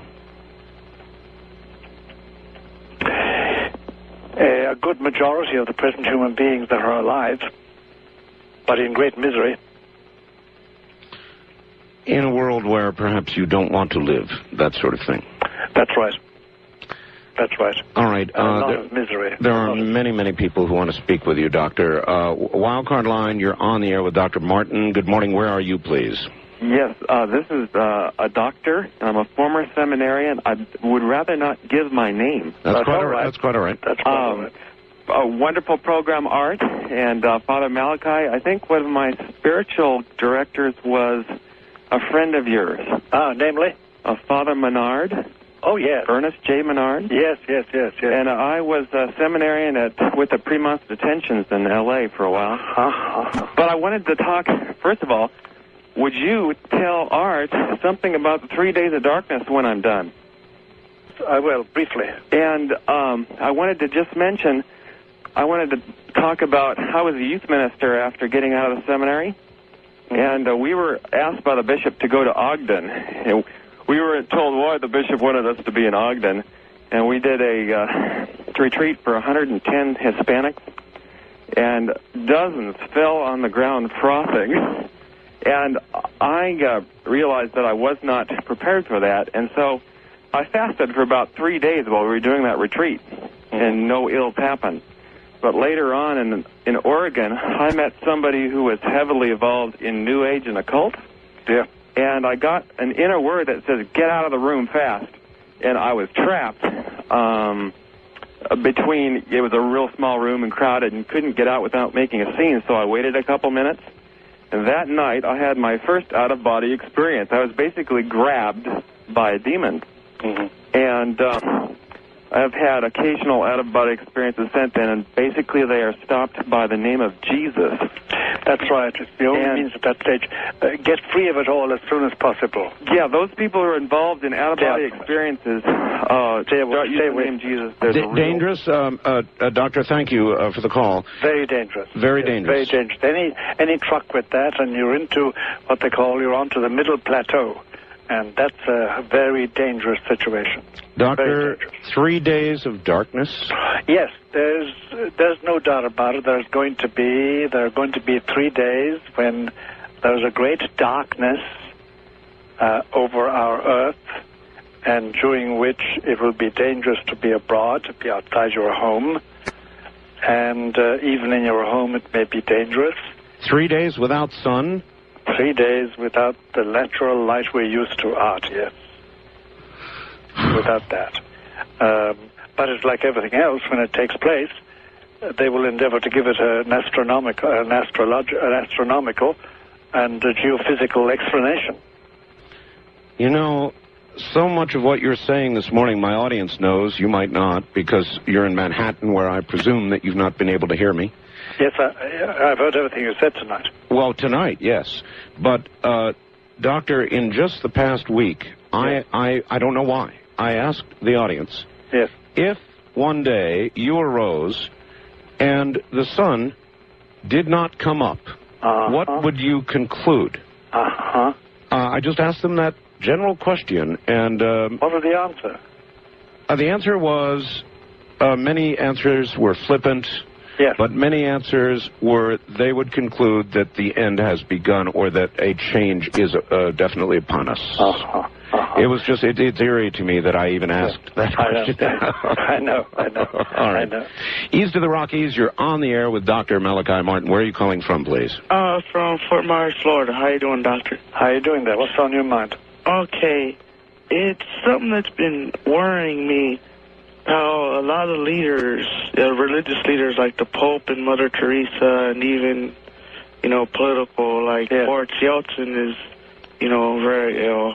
Yeah. And I was wondering, is that like a big sign that it's coming now or soon? Yes, it is. That these main leaders or apostles or leaders in the world are ailing. It means, for me, it's an indication of the end, the end of an era, the beginning of a new era. Well, he's right about that. Mother Teresa, of course, is ailing. The Pope.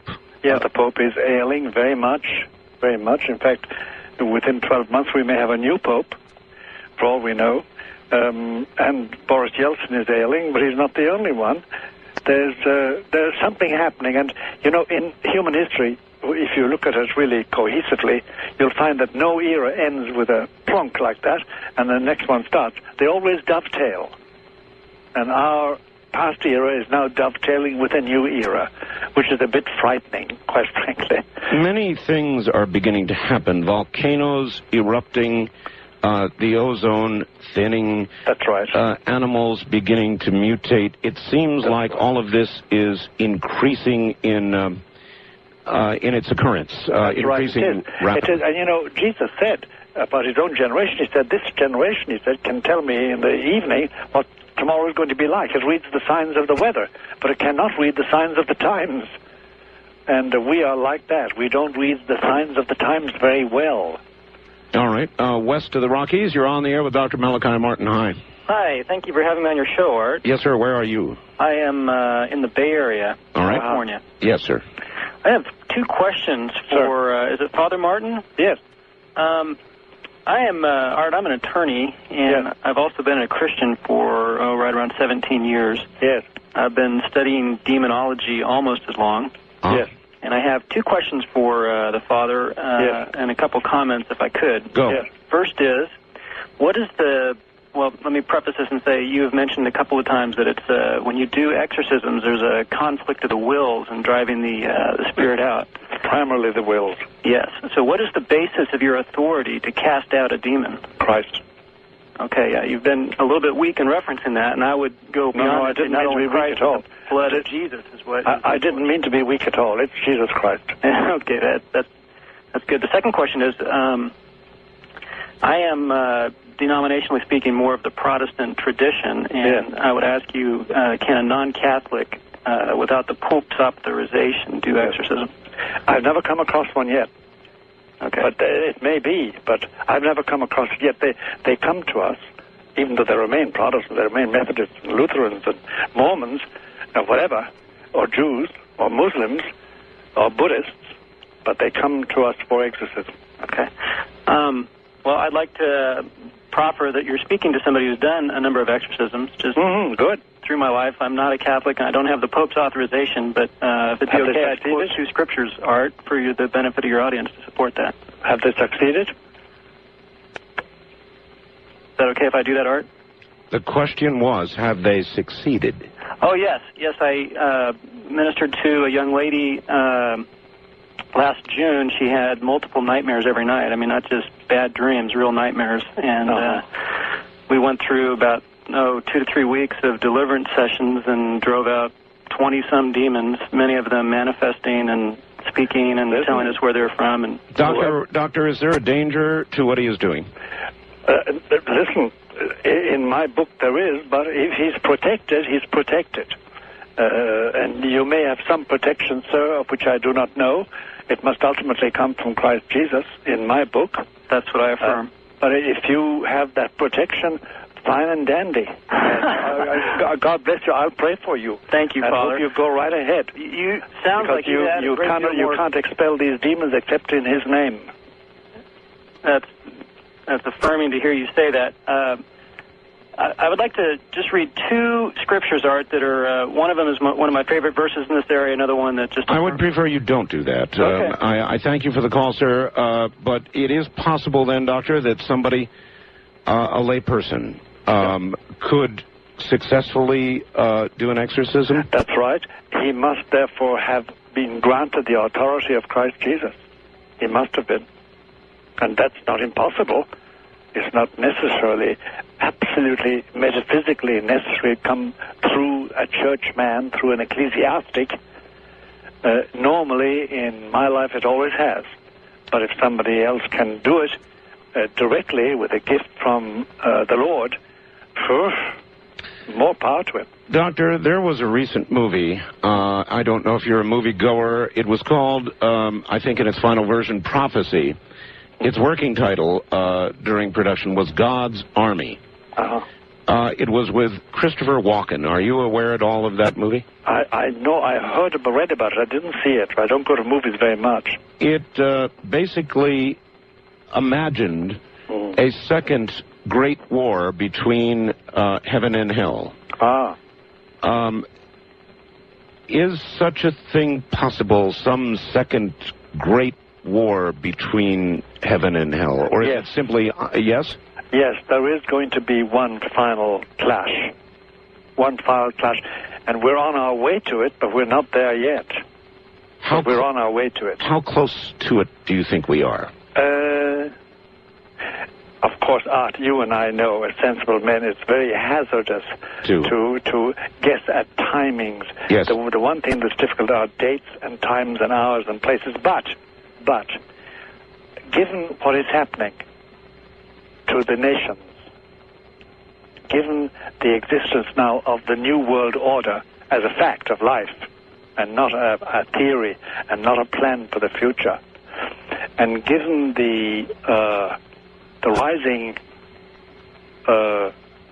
sea of very disturbing things happening, men and women, negative things, we are approaching a point when something has to give. And it would seem to be on a global level, and it would seem to finally involve spirit, morals, ethics, finally the final battle. So what time? Well, I think that we're going to enter in these remaining years of this century, we're entering a period of severe chastisements, severe hardships throughout the cosmos, throughout our earth. And I think that into the new century, the 21st century, we're heading for a lot of confrontations and ending up in a short time with that final battle. Doctor, with changes, earth changes, with things that will occur, it seems so unfair because when these changes begin, clearly those in third world nations, underdeveloped nations, will suffer and die at a disproportionate rate. I do not know that, Art, for sure. I think that where things will be really bad will be in our overcrowded western cities, our big cities, say Mexico City with 30 million, or Atlanta, or Los Angeles, or New York, or Chicago, the big urban settlements. I think there's where the real suffering will take place. Now, I think that the people living in Patagonia, the people living in Tasmania, the natives, as we call them. We're natives too, but we always refer to the others as the natives. You know? Yes. With our post-colonial mind, we still say that, Art. You know, and I remember always making my British friends uncomfortable by referring to them as native British, but there was no such thing as a native British. Only the natives were only in Africa, for the British at that time, anyway. But the suffering may be more intense in what we call civilization. Maybe much more intense because we are more dependent. I mean, Art, look, think what would happen to New York if the water supply is cut off and the electricity and the gas. Oh, yes. Oh, that's obvious. Very clear. What has been your toughest, your hardest exorcism as you look back? It was in the Bronx, New York, in 1983. And it was a young priest. A young priest? Yeah. Who was possessed.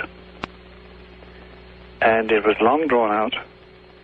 It was bloody and disgusting and took a heavy toll on everybody involved.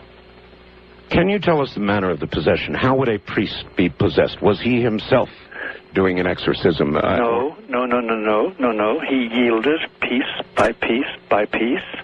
Oh. Because it's never sudden. It's never sudden. It's just a little bit here and a little bit there. And he yielded to temptation. It wasn't sexual temptation either. It was pride and arrogance. And then this mystery of choice comes in, the selectivity. As I said before earlier in the broadcast, Art, there's no profile. We try to create a profile. There's none. Some men who are very naughty are not possessed. Some men who are possessed are not very naughty in their lives. They're not crooks. They're not evil in that sense, but they are possessed. So, but why he yielded, God only knows. That's free will, of course. But it was a very distressing thing and involved a lot of people, involved his whole family, involved his whole parish, involved the local bishop. Wow. And it was very distressing. And he emerged from it, but he succumbed after a short time. He died. He died. He was cured. He was saved, but he died, and he came out of it utterly white. And he was a young man with a big shock of red hair. And a young man, he was a young priest. But the rot had started very early on in his family. He had never told anybody anything about it. And it was the most distressing thing I've been through. It really was the most distressing one. How did you come out of it? I came out of it with a little bit of me dead. Quite frankly, something I can't get back until eternity when God rewards me, I hope. But something in me died. It takes a little piece of your of what, Doctor? Your faith of. No, it takes a little bit of. You know, Art. Look, we're both adults. You know what vitality is. Yes. And what verve and, as the French call it, sens d'attaque. Yes. The power of tackling something. Of course. When that's diminished and diminished and diminished, then. That's why I speak about little bits of you departing. Little bits of you die. It's a sacrifice you make. You can give, the analogy I use was children to whom you give love. You can't get it back. Oh, your life essence or energy? Yeah. You can't give it to somebody else. You give something which is of your very soul, and we willingly do it as parents or as parish priests or as counselors. But I know sufficient number of psychiatrists and psychologists, and I know they expend themselves for the sake of their patients. And they can't get back what they give.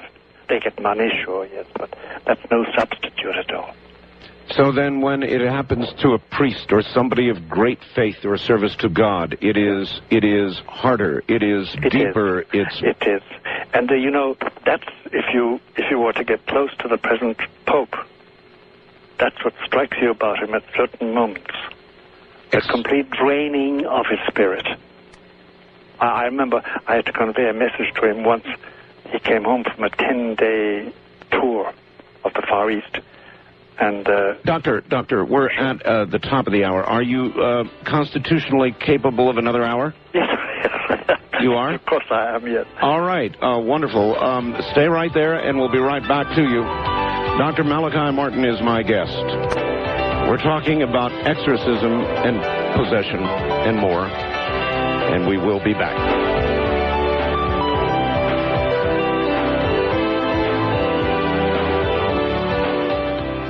All right, the following comes to me, as you might imagine, unsigned for a good reason.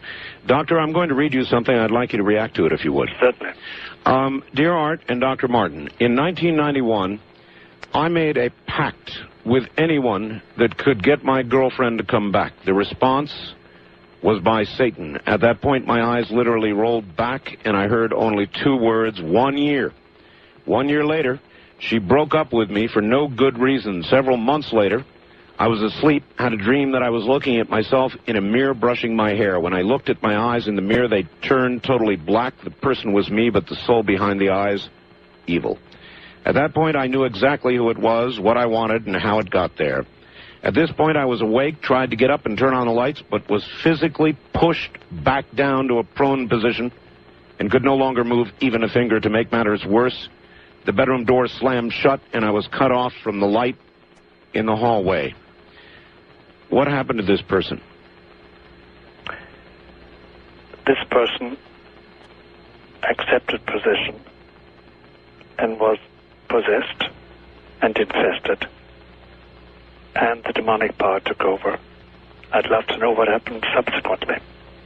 There's no doubt about it. It's a genuine, everything there is genuine, unless it's copied from a book. But it's a genuine, they're genuine phenomena.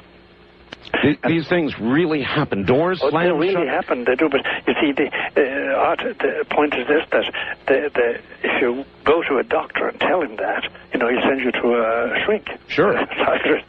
But it doesn't help to go to a shrink with these things at all, unless the shrink knows what he's talking about and sends you off to an exorcist. And apropos of that, remember you also got a letter or a fax from somebody asking you to cease and desist from this conversation. Correct. I now know my reading of that is that their lifestyle is disturbed by being told the truth about demonic possession and harassment. To get back to this particular gentleman, I would love to know the result of, he won't tell us this time, perhaps some other time he will, tell us what happened to him subsequently. Everything that's there sounds absolutely genuine. Yeah. Has happened, is chronicled, is known to have happened to others, and is genuinely the effect of demonic infestation. All right. One other, Doctor. Could you tell us, please, more about what you believe may be seen in the sky? You said keep your eye on the sky. Between now and next spring, what should we be looking for? And then, as a matter of fact, before you answer that, also he says, can we obtain Dr. Martin's books? Yes, they can. You have many books. You've been a very prolific writer. 16, and I have one at the present moment called Windswept House, which is about the present condition of the Church of Rome and of the present Pope, and what's going to happen shortly to both. Because people may not realize it, because of the flourishing condition of the Church, apparently, we are in deep crisis in the Roman Catholic Church. And I'm a priest. I say Mass every morning. I baptize babies. I hear confession, etc. So I'm a traditional priest. But I know we're in deep doo-doo, in deep trouble. Mm-hmm. And this book is about, that's my latest book, but it's the 16th book I've written. It's called Windswept House. That's right, published by Doubleday. Doubleday. So your books are generally available in bookstores? That's right, they are, or in paperback. This one is still not in paperback. It will be next year. What, Doctor, are ghosts? Ghosts? Yes, sir. Genuine ghosts are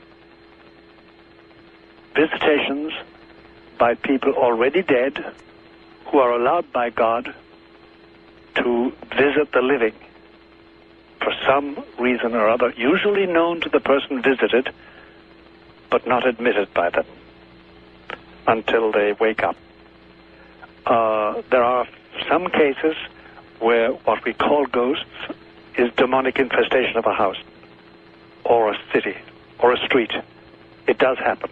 Have you had occasion where you have exorcised a spirit or a ghost or Yes. whatever it is Yes. from a house, from a structure? House, yes. In a house, yes. Going from room to room and expelling the demon. It must be done. I'll be doing that in December in Washington, D.C. You are in your 70s. That's right. Again, I ask you, concern about yourself. Does there not come a time when physically you should refrain from doing this? Yes, and I have refrained to a large extent. It's nothing like the febrile activity of my 40s and 50s and 60s. No, I haven't. Then I've had open heart surgery and 2 heart attacks. So, simply the nature of things has imposed a certain restraint on me. Were either one of these heart attacks associated with exorcisms? One of them was. One of them was. Yes, the bad one. But that's the price you pay. And Art, we're only here for a short time. It is true. It is true. All right, let's go back to the phones. West of the Rockies, you're on the air with Dr. Malachi Martin. Hi. Where are you, please? I'm in Fairbanks, Alaska. Fairbanks, Alaska. Yes, sir. What's on your mind, sir? Say again? What's on your mind? I have a question for you. I used to be involved in magic before I was a Christian. Uh-huh. And summoning demons and all that kind of strange stuff. Yes. The question I have for you, though, is now there's a person up here who is infested with them. Who's in touch with what? Demons. I mean, you can actually see it because some of the stuff he does. Yes. And I was just wondering, as a Christian, should I even attempt to cast them out or just leave them alone? Oh, that's a good question. It is. Unless you have special authority, don't touch it with a bat. Don't touch it. Keep away from it. Protect yourself. Don't attempt to deal with it. Is that clear enough for you, caller? Yeah, that's fine. It's stronger than you. It's more intelligent than you. Okay.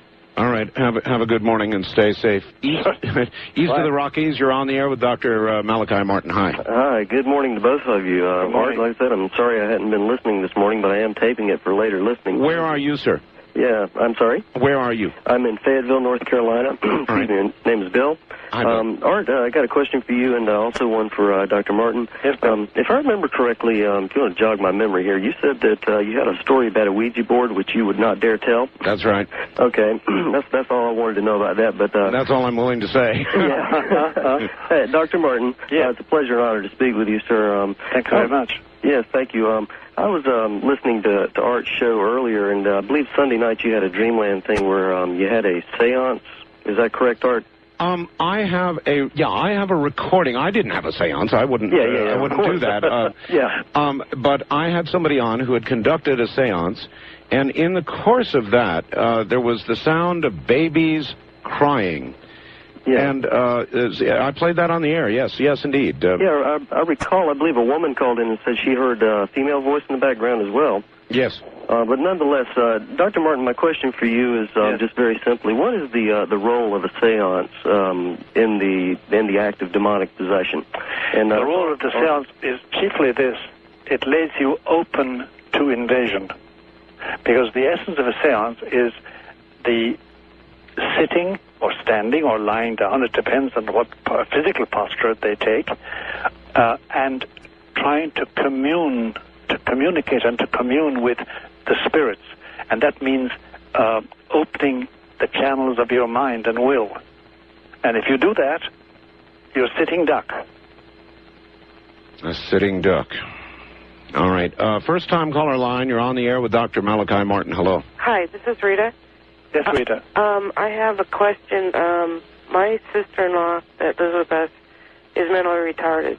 Yes. And I feel that sometimes what I see coming out of her is like a demonic thing. What happens is, if you ask her who her friend is, and you ask her in a certain way, she'll say, well, my friend is Satan of the Black Mountain.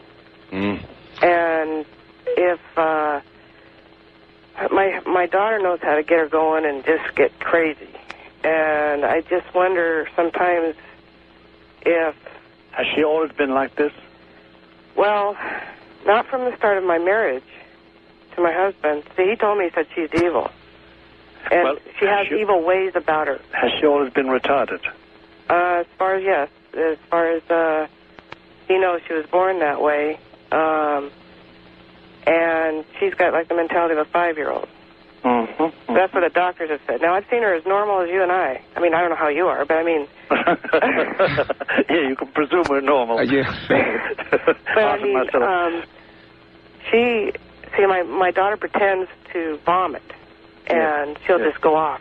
Yes, and I'll tell her, I'll say, will you stop? You know, just sit there and stay calm. Ignore her, you know, if she can't do it. Doctor, it brings up an awfully good question. A retarded child, is that an easier target for possession? No, it's not. It's not. There has to be collaboration of the will for possession. Doctor, I wonder how many people in mental institutions all across this country, instead of being mentally ill, may be possessed. I've only gone through, with a psychiatrist, I've only gone through 2 mental institutions, let's call them that. Yes, sir. And over 50% are obviously possessed in those 2 places. So then even in the case of a child like this lady's child, you would recommend, based on what you heard, that perhaps she sees somebody like yourself? Yes, somebody, authorities do something about it. But it's very hard to judge a case like this at this distance. But from what she says, it looks like that. All right, ma'am. It looks like she could be possessed. It could be that she could be infested, yeah. Yeah, because, I've talked to a priest. Yeah, I'm Catholic. Yep. And I've talked to a priest, and they think I'm crazy. What I see is I can't get her to open up or to be this way in front of anybody. But it's like the sheep that is the wolf that's under the sheepskin. Yeah, I know. And you're being very much more accurate than you know in describing it. You must find a good priest. And I've talked to priests that say that they wouldn't touch it with a 10-foot pole. Of course not. They're afraid of their pants. And they say is that most priests, Doctor, or a majority of them? Unfortunately, today, a majority. Because, you see, now when they're training in seminaries, they're not given any formation whatever. They're given no formation, no theological formation, and no instruction. And then a lot of the professors in seminaries, a lot of the trainers, a lot of the bishops don't believe in the devil. How? And that's great PR for him, because it means, as you know, during the war, the successful spy was the one nobody knew was a spy.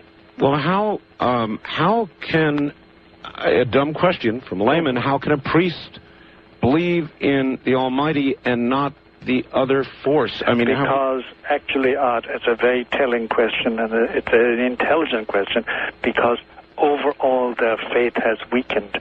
I said before to you, it's a dimension. It's not a quantum. It's a dimension, and overall it has. And if you, I have done this.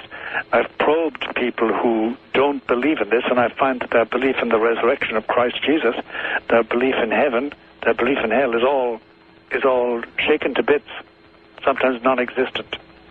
Can I ask you about a very sensitive question again regarding the fallibility of priests? In America, in the church, there have been too many stories, Doctor, of priests after their vows of celibacy who have then... Pedophilia. Yes. There have. But there's no doubt about it. There is a plague of pedophilia. Now, by the way, look out. There are 55,000 priests in the dioceses of America.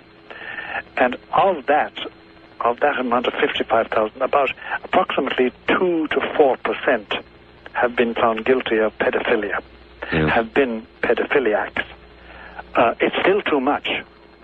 And there's no doubt about it. There's been a plague, and it's been worsened because of the policy of bishops to cover things up. Whereas, if you find a pedophiliac, priest or layman, you go to the nearest precinct and report him, in my book. Yes. But they didn't do that. They covered it up. And they transferred the man to another parish with more little boys and little girls to be violated. And therefore they have had a very severe amount of trouble. And by the way, since 1985, the church in America has spent well over $500 or $600 million in out-of-court settlements. Oh, my. And that's the money and the dimes and the nickels of the faithful. Is it, Doctor, because of the church's attitude about it? In other words, they feel that there's been a breach of faith and they want to work on that breach of faith instead of letting it become a civil matter?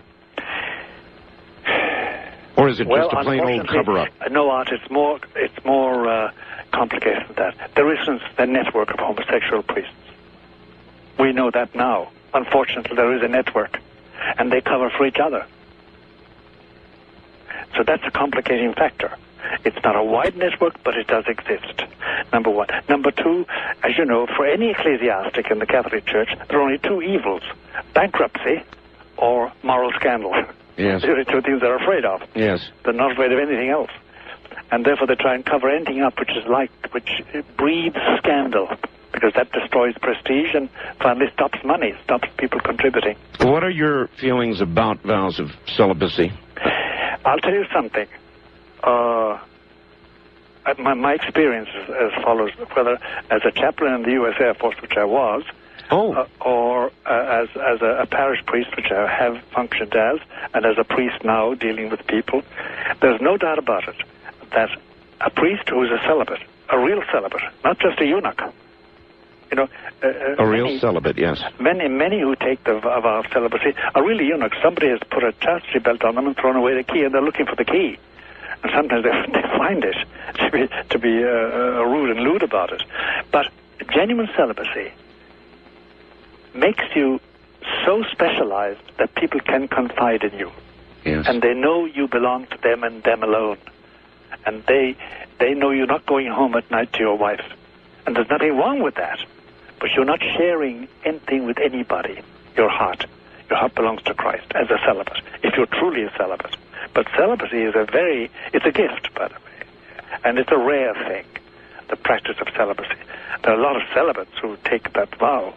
But the practice of celibacy does make a man very special, because he's uniquely devoted. And by the way, I don't know if you found this out, but the biggest psychiatrists I know, the biggest surgeons, they're practically celibate. Yes. They really are. But there's a price, and that... there's a huge price. There's no doubt about it. And if that's where pure good celibacy comes in. If you are really a celibate, you don't dry up like a fig and become hard and emotionless and insensitive to human feeling. Do you understand me? Yes. It's such a difficult thing to attain. But if you do attain it, boy, people find it so useful, so practical, so helpful. And some of those who don't end up perhaps as pedophiles or other... That's right. And as abrasive characters, because they're frustrated beyond belief. All right. You answered that in a very straightforward way. Doctor, stand by. We'll be back to you shortly. Dr. Malachi Martin is in Manhattan. Wherever you are, don't move. We'll be right back. From the high desert, I'm Art Bell, and this is CBC.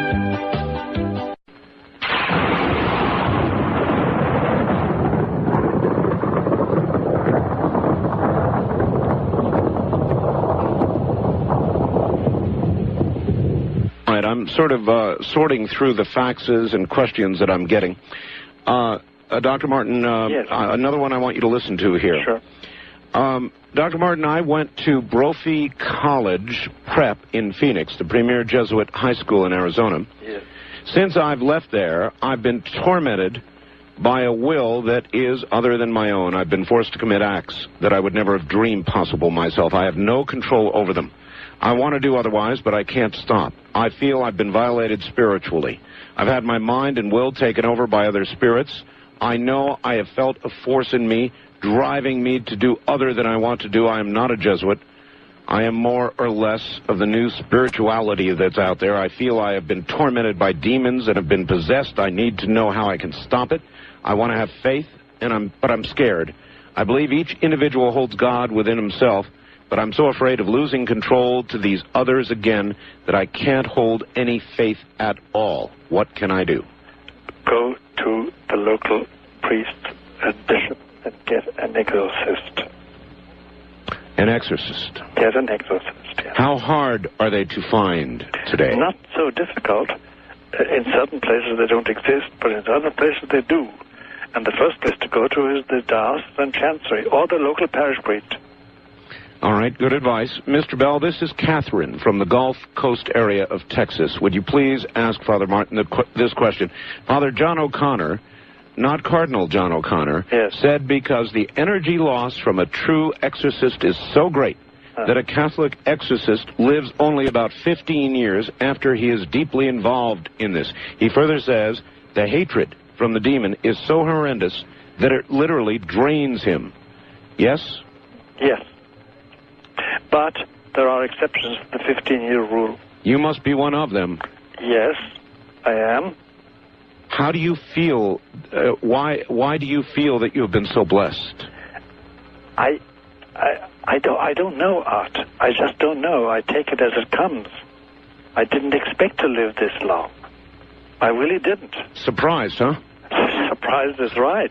If you had told me that one day would be 76, I would have horse-laughed. Horse-laughed. Yes. I would like to ask you about something we've dealt with on this program several times. I know your background is in archaeology. That's right. So therefore, there have been many who have speculated and talked and thought about the pyramids, the Sphinx at Giza in Egypt. Yes, yes. There is some work going on that may result in the opening of some secret passages below the Sphinx. Yes, I've read about this. I'm not au courant with it. I don't know how far they've got. I don't know really what's being done. But I know there's something being done of that nature. Would you be surprised if there is something very ancient found there? No. See, the soil of Egypt and of Palestine in general preserves things because it's dry. And I'm convinced that one of these days we're going to find the most extraordinary things, like, for instance, a copy of the Bible coming from pre-exilic times, that is, before the Babylonian captivity. That's about 580 BC, which would be tremendous to find. And if we did, what would you imagine might be within that would cast doubt on much of what we believe? It wouldn't. It would confirm. It would confirm. It would confirm, because I'm certain that we have a proper tradition, but it would be lovely to have a manuscript from that time, from the time of Isaiah. Do you believe that the Ark of the Covenant will be found? Personally, I do, but I have no objective scientific grounds for saying so. I think it will be found. Well, as you know, this new tunnel, archaeological tunnel that has just been reopened again. Yes, caused all the trouble. Yes, many believe that the Ark of the Covenant is close. It may well be. As I say, I have a feeling that we will find the Ark of the Covenant, that God will allow us to find it. But I have no archaeological reason for saying that. All right, one more, and then we'll go back to the phones. Joseph in Seattle wants to know, do you have any comment about the numerous sightings and encounters of and with what are being called extraterrestrial beings and their relationship, if any, with demons, angels, and the quickening process? The only comment I would make is that some of the so-called or so-defined sightings of extraterrestrials sounds like demonic activity, but I have never examined the thing closely and scientifically and professionally, so I don't know. But some of it sounds very like demonic activity and nothing to do with extraterrestrial beings, if such things exist. Do you rule out the possibility of extraterrestrial beings? No, I do not. We just don't know. Would the existence of them in any way shake your faith? No, it would not. Not the slightest way. It would expand my consciousness. For instance, when Columbus discovered America, in that sense discovered America, it was a mind-opener for the Europeans. Certainly was. It was a mind-opener. I mean, it revolutionized the whole of Europe and the whole of the world. And they found it impossible to believe it in the beginning, because they believed there were two-headed men and giants and misshapen creatures outside Europe. They didn't know anything better. Then they suddenly found out that there were generations of people living outside of Europe that had lived and died for hundreds and hundreds of years. So revolutionized, and they didn't lose their faith. They on the contrary, they expanded it. I have an inkling, I don't know, but from the data so far assembled, I've a feeling that there's no extraterrestrial life within our galaxy. That may well be. I think it's outside our galaxy. That may well be. But that's only my own assessment. Yes, sir. I'm not an astronomer. First-time caller line, you're on the air with Dr. Malachi Martin. Hi. Hello, Dr. Martin. Yes. Yes, about 5 years ago, I had in a weak moment, Yes. I had a suicide attempt. Yes. It seemed like there were forces in the house that saved me. Okay. Where are you, sir? I'm in Vancouver, Canada. Okay. All right. Yes. Okay. Now, about 6 months before that, we were doing a bunch of, not Ouija, but the same sort of thing in the house. Yes. And it seemed as though there were forces. Yes. And it seemed as though I was saved. But I've had nothing but bad luck since this time. Can you tell me... Well, if you have dabbled in the Ouija board seriously, and if you have dabbled in any... it's occult, there's no doubt about that. You're dealing with occult forces. Then you may have some attachments to you that you don't like, spiritual attachments in your spirit, and you want to get rid of them. Yes. And you want to get a good priest who can get rid of them for you. It's very hard to get rid of them yourself, but a good priest can do that. I'm not a Catholic or... That doesn't matter. It doesn't matter? It doesn't matter. You're a human being. All right. You're redeemed by Christ, whether you like it or not. Whether you believe it or not.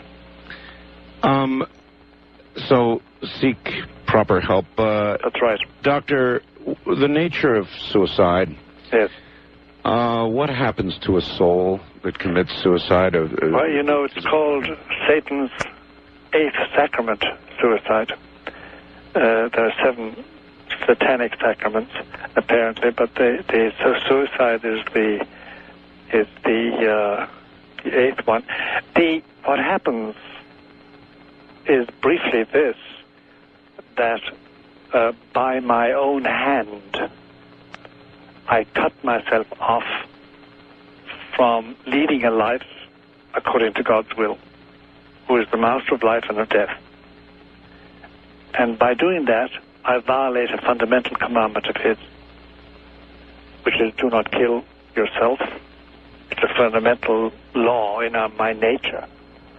And I thereby enter the gray area where I can never see the light again. I can never be with God. I can never have happiness. And I suffer the torment of being separated from the one thing that would have made me happy, would have made me, beatified me forever, God and His beauty and His truth and His heaven. What about those people that suffer physical maladies that are terminal and horrible and simply... I know. And simply want out. And I've thought about this and talked about it on the radio as a talk host over many years, and my position was always sort of, whose life is it anyway? I'll be in control of my own life. Nobody will tell me what to do. My wife told me, Doctor, don't do it. Even if you're suffering, you are meant to go through this, and if you don't go through it, something terrible is going to happen. So, and those words have rung in my ears for years. I know, and they ring in my ears now that you said them, and I won't forget them. They've been said to me on other occasions by other people for other reasons, for the same reasons. I don't know. I really don't know, Art, in the whole of human history that I have read and talked about and inquired into, I don't know of any explanation justifying human suffering except the sufferings of Jesus Christ on His cross. If I can identify with His sufferings, in spite of my cancer, in spite of my arthritis, in spite of my AIDS, if I have these things, if I can identify with His sufferings, I can merit a greater place in heaven. I can merit a greater closeness to God. And I know in my soul what I want is God's beauty and truth. So then to avoid it by taking your own life is to exclude yourself from his company. That's right. That's right. Now, I do not exclude at all, Art. I must tell you this much. I do not exclude that, for instance, if I proceed to take cyanide or something, some suicidal act, I do not exclude that before I die, God can touch my heart and make me repent of it, even though I can't undo what I've done.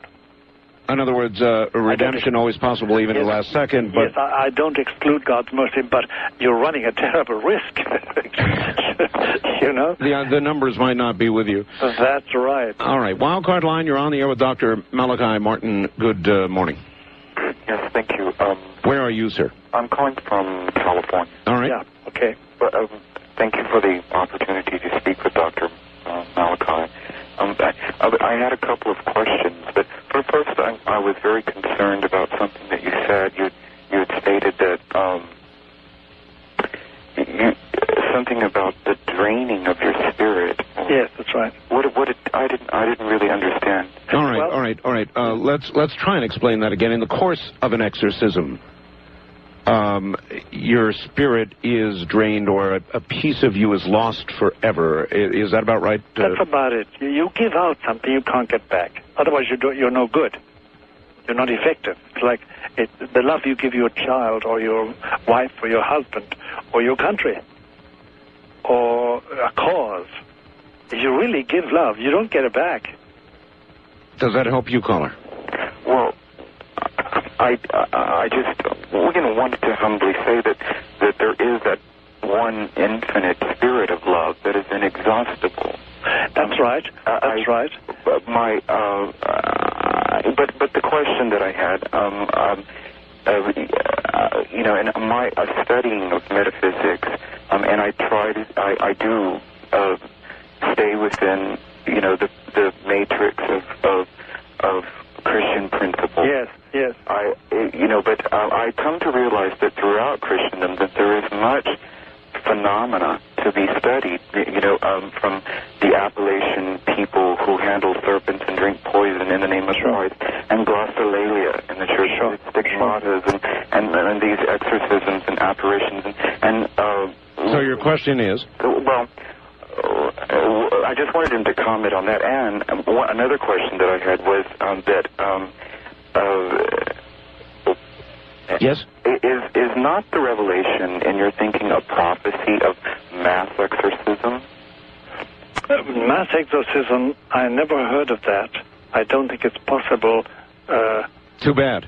It's just not possible. Too bad. Because we could use one. Well, we could, Art. We could, but this is one-on-one. One-on-one.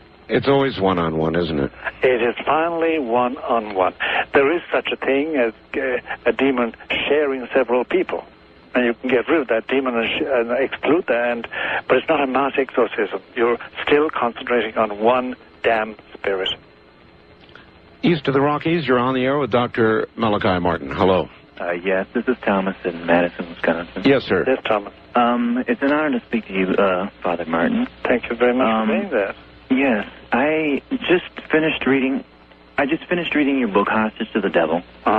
And I thought it was one of the best books I've ever read. It was fascinating. And in one of the chapters, you spoke about a professor who was one of the leaders in parapsychic development and astral travel.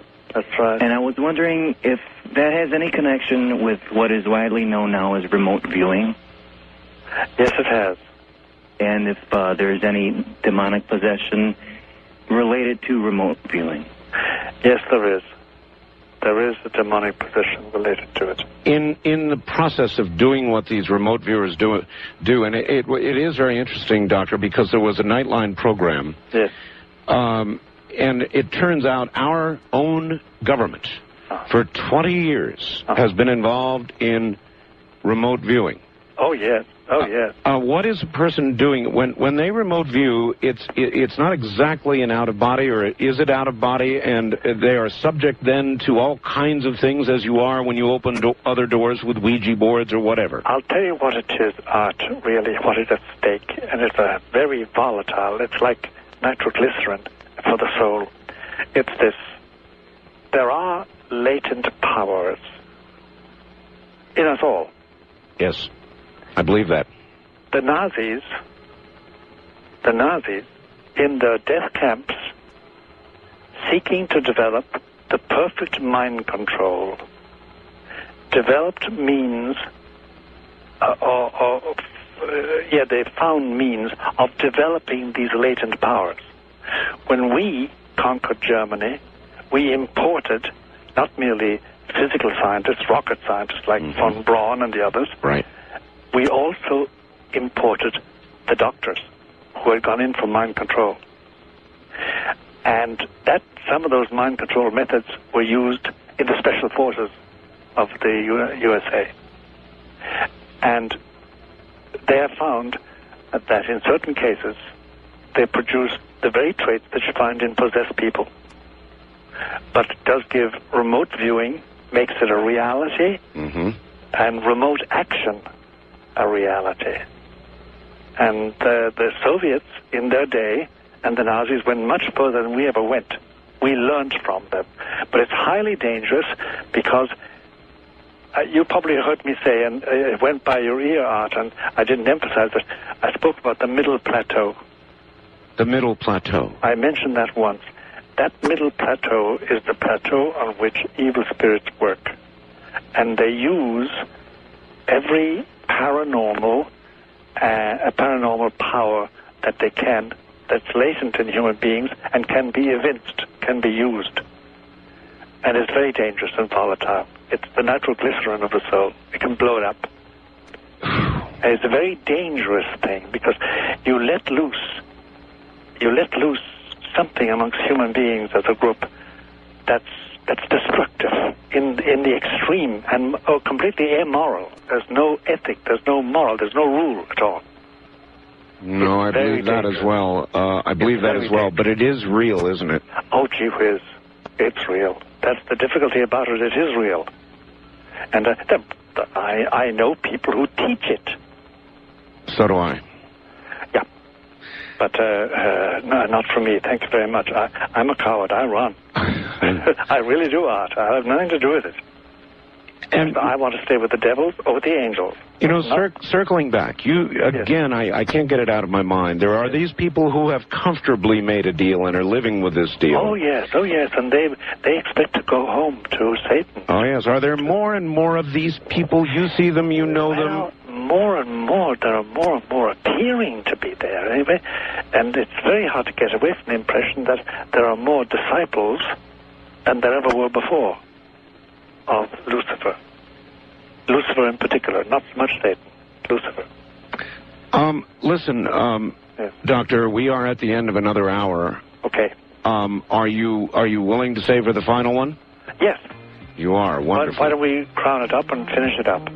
So we shall. Stay right there, relax. It'll be several minutes. We'll be back to you. Okay.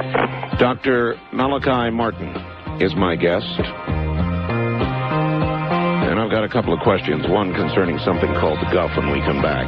Back now to Dr. Malachi Martin, who is my guest. Doctor, a couple quick questions before we go back to the phones. Yes.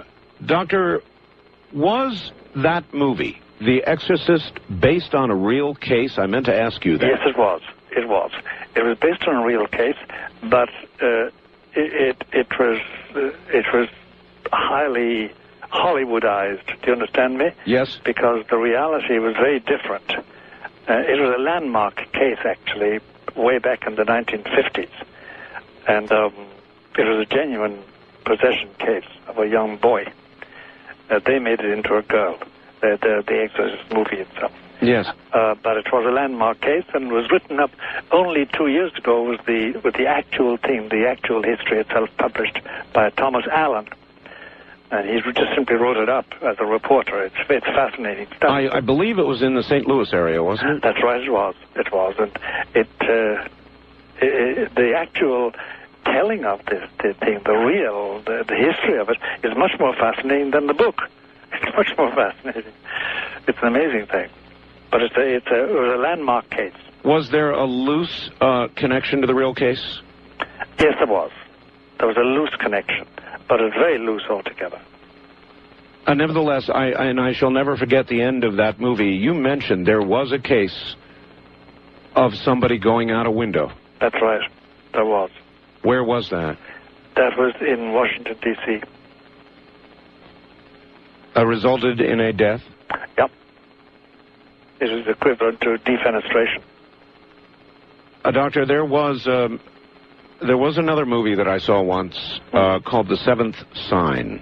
I never saw that one. No, it doesn't matter. It talked in the movie about the guff, the place from which souls come, new souls imparted to new human beings born. And it theorized that one day that guff became empty, and there were no more souls, and it began the end of all.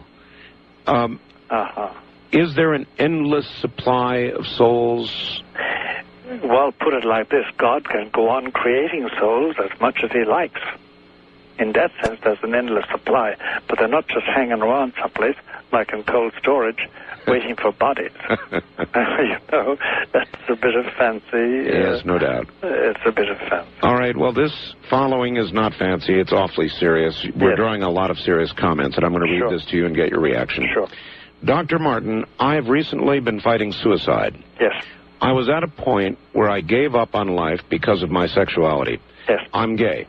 I've known that for a long time and have never wanted to be that way. Yes. I once gave up and came close to suicide and tried to invite forces toward me that would help me attain the goal. Yes. Now, however, I don't want to die, but I find myself being compelled to this route very often. I feel something is pulling me to kill myself. How do I deal with it? I know the Catholic Church condemns homosexuality, but am I really as evil as these forces that are driving me to kill myself? How do I overcome it?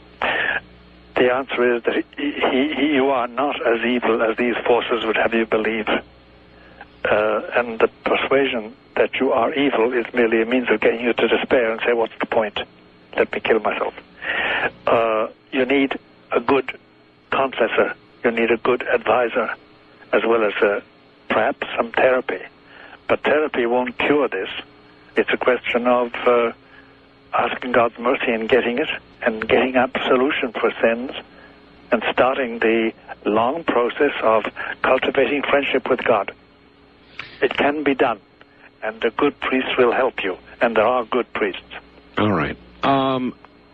On behalf of a lot of people out there, I'm going to ask this. If someone wanted to try to ask you, Father, a personal question, is there a way to do it by writing to you, or is there I know you have a web page. I have a web page, but perhaps they want to make it more private than that. In that case, they can address a letter to me at the following address: 217 East 66th Street, New York, 10021. That will be confidential. I may never answer, but I usually answer all my letters. Well, that's going to be a chore. That's going to be some chore. That'll keep you busy. Yeah, but 217 East 66th Street, New York, 10021. That's right. All right. In addition, you do have a web page, and I presume somebody could send you email. Yes, they can. All right. That web page is linked on mine, so a lot of my audience will know my web page. You can go there and link immediately to Dr. Martin's. On the first-time caller line, you're on the air. Hi. Yes, I'm calling from Honolulu, Hawaii. Yes, sir. My name is Father Seraphim. I'm a member of the Russian Orthodox Church. And, yes, sir. Hello, Father Malachi. Hello, Father. How are you? Very good. We've been hearing an awful lot. I'm a member of the Russian Church Abroad, which is Old Calendar, and very opposed to the ecumenical movement. Gotcha. And with the Balamon document, accepting basically was against the unionism, but a mutual acceptance of both the Roman Church and the Eastern Church of Sacraments, both ways. And the Patriarch of Constantinople, as you well know, is trained at the Oriental Institute by the Jesuits in Rome. That's right. I was wondering if you have any insight. Both he and Pope John Paul have both expressed that their desire is for the church to unite, the two, as they say, called the two lungs of the body of Christ to unite by the year 2000. What insight do you have in this? Well, I'll tell you, Father, I didn't get your name. Father what? Father Seraphim. Father Seraphim. Father Seraphim, I wish I had better news for you in this matter. I can tell you exactly where we stand in the matter. Bartholomew, both Bartholomew and Alexei of Moscow, but talking about Bartholomew as the head of the of Constantinople church, have both stressed that at the present moment there's nothing in sight. There's no union in sight for the simple reason that basic questions are so outstanding that unless there was a miracle overnight, we have no solution to the problem of jurisdiction. There's great goodwill, there's no doubt about that, and I expect, Father Seraphim, that within a few years we will have general permission to communicate each other. I think we will have. De facto, at the present moment, there are Greek Orthodox that share Catholic communion and Catholics that share Greek Orthodox communion. Correct. With the connivance and the agreement of local priests and local bishops too. Right. But that should be done, though, officially by the heads of Orthodoxy and the head of the Roman Catholic Church. We're pretty far from that. I think, between you and me, Father Seraphim, I'd rather be realistic about it. How does the Pope see the Ballamon document, which effectively was against unionism, but did accept on a unilateral basis, it did accept the validity of both churches and their sacraments. Oh, it did. And by the way, we didn't even need that document because we have always accepted the validity of Orthodox sacraments. My God.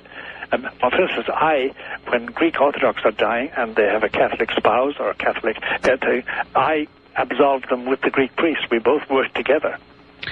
Doctor, yes. I'm a layman's question for me, and we deal with this all the time on the air. Sure. Over all of human history, so many men have killed so many men in the name of their Creator. That's right, they have. We know that. We know that. We're just coming to this realization, but we still do it. To a large degree. Yes, we do. We still do it, and it is an aberration. You had, for instance, in the First World War and the Second World War, you had the example of French chaplains to the French armed forces, invoking God's grace for victory over the Germans. And you had on the German side, German chaplains invoking God's help for Germans to have a victory over the French. Exactly. It becomes at a certain stage ridiculous, and it's counterproductive. This is a stage through which religions have gone, and I think they're now getting to the stage of saying it's all foolishness. There's no such thing as God sanctifying killing or industrial slaughter. That's what I always thought, and I think that has moved many away from faith. It sure has, and it has disaffected many Catholics and many believers, both Jewish and Muslim and Christian and Catholic. All right. It disaffected them, and it's our own fault. It's our own fault. It's not God's fault. I suspect much. Yes, indeed. I suspect much of what occurs on Earth is free will and all that. Sure. West of the Rockies, you're on the air with Dr. Malachi Martin. Hi. Yeah. Good evening, Art. Good morning, I guess. Good morning, everybody. Bob from Pocatello. Bob. Thank you. Yes, sir. Good morning, Father. Art, we thank you for getting some balance in your show and. Glad it pleases you. What is your question? Well, yes, Father Malachi, thank you very much. I'm not of your faith, but... That's all right. You believe in God. Understood. And we, according to Scripture, give thanks for the good works of all men. And sure. Agreed. Do you feel that, essentially, that people... I know I got a book written by a man named Courtney Brown, who was a guest on our show, and read it. And in that book, the question is this, and let me throw the question out before I give the background. Are people sometimes deceived in believing they are following truth and light when they might not be. And let me give you, for instance, in that book, he said that the good spirit that he thought was Christ was a translucent being. But at the same time, he said the purpose of his visitation to this man was to write the book, and at the same time he renounced the time of Christ in there, the name of Jesus. And I wonder if you could expand on that as to why the name of Jesus is. There's no other name under heaven wherein mankind might be glorified. Yeah. Well, I'll tell you, the only thing is that Christianity holds there was one Savior. His name was Jesus. He was born in Nazareth. He died in Calvary. And he was the Son of God. And that in his name, all men can be saved. All men and women can be saved, to be expansive, as we in modern are now, although all men means that. But the point is this, that that's the essence of Christianity. And there's no other name given to us as that of a Savior, the universal Savior who is God and man. That's about as much light as I can shed on it. A question that has always bothered me, and maybe you can answer it. If I understand correctly, a child that is not a Christian, who becomes an adult and dies without Christianity, may not go to heaven, may not... may well go to heaven, too. It all depends. On? It all depends on the child's will, what he or she does with her will. Put it like this, not crudely, but put it as bluntly as possible. Art. If a good Muslim, or a good Jew, or a good Mormon, or a good Buddhist lives their life according to their lights, as best they can, if they really avoid sin, and they can get the grace of going to heaven, but that grace comes to them through Jesus, even though if they don't know him. So no, they're not excluded from heaven. It may be that answers a question I've long had. I always was under the impression that if one is not baptized, one can't go to heaven. No, that's not so. It's not so. That's not so. The equivalent of baptism, the cleansing of sin, and therefore the being pleasing to God, can take place through the grace of Christ. There are many paths. There are many paths. The only thing is that it's difficult to avoid sin. It's difficult to be a good man, a good woman. It's difficult. The grace of God is necessary. And how many men and women achieve that, God only knows. But they're not excluded from heaven just by not being Christians. They can get the grace of Christ by living their lives as they should. All right, that's a good answer. East of the Rockies, you're on the air with Dr. Malachi Martin. Hello. Good morning, Art and Father Martin. Good morning, sir. First of all, I'd like to say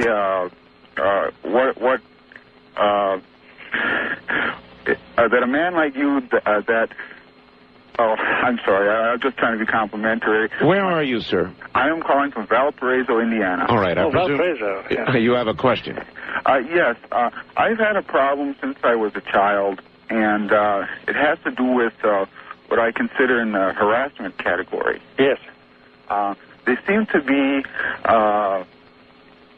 wolf spirits. And yes. And I'm wondering if you have any type of familiarity with these type of things. I've had a recent experience, but I can spare you that if you don't have a lot of time. Well, that depends on Art, really. He's the boss of the time here. But I'll tell you something. This is not an unknown thing. You're not telling me anything new. Okay. And it can be dealt with. A wolf spirit. What does that mean, Doctor? Well, it means that some demon is taking the form of a wolf. That's all it means. Is that all that it means? Oh, yes. They take the form of wolves or of dogs or snakes. When I was a child, I used to watch the Late Late Show, and I was very frightened by like Wolfman movies and things like that. Do they take advantage of fears? Of course like they do. Those? Of course they do. But there must have been some I don't know your history, so we haven't the time. But there must be something in your background, either generational or your parents or yourself. I am half French. Well, that's still les Français sont aussi bien, tu sais. One quick thing, a person that claimed to be a seer had said that there was a person that was with me, and when I was at the place that she had said that, there was nobody with me, and she said that this was a large person. Could that have been a guardian angel? And that's the only other question that I have. It could have been a guardian angel, but by this time the guardian angel should have announced himself. Is fear an open door? Is what? Is fear? Yes, it is. An open door. It is an open door. Surely you cannot go into a room to perform an exorcism with fear that overcomes your ability to deal with the fight ahead. No, you cannot, Art. You're absolutely right. You can't. Fear does open a door. It doesn't open a window and makes you vulnerable. That's why I said that you can measure your love of God and trust in God by the amount of fear in your heart. It's a lot like going into battle as a soldier, isn't it? It is. You cannot, as a soldier, be paralyzed with fear. If you do, you're going to be taken down. You can't fight.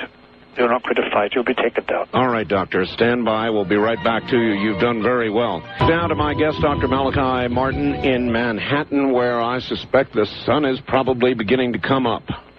Well, it's not quite up yet. There's a little bit of rain and rain clouds here. I see. But it's a good morning, though. It's a not one morning, of the three. Not one of the 3 days of darkness somewhere. No. It's just simply good old American rain. All right. You know, and it's probably the tail end of some hurricane or something out in the Atlantic. All right. It's still, life is good. Life is good. Life is great. Doctor, a couple of faxed questions. Sure. Do possessed people tend to cluster together or associate with each other? Yes, they do. Are there people in high government positions, such as mayors, councilmen, even presidents, national leaders, in your view, who are possessed? I have known leaders, without saying at what level, municipal, state, or federal, who I've known who were possessed. Yes.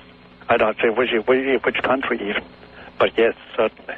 Are there things, Father, that in the course of a exorcism have occurred that you would not ever talk about publicly? Yes, there are. There are. Things connected with somebody's personal shame, things that are very derogatory to a country or a race, and then a third category of things which are forms of blasphemy that hurt you to know. That hurt you to know? Even to know it hurts you, yeah. I understand. Yeah, it hurts you to know it, so I just know. I wouldn't tell anybody. First-time caller line, you're on the air with Dr. Martin. Hello. Yes, hello. Where are you, please? From Tahunga, Reverie, California. Yes. Okay.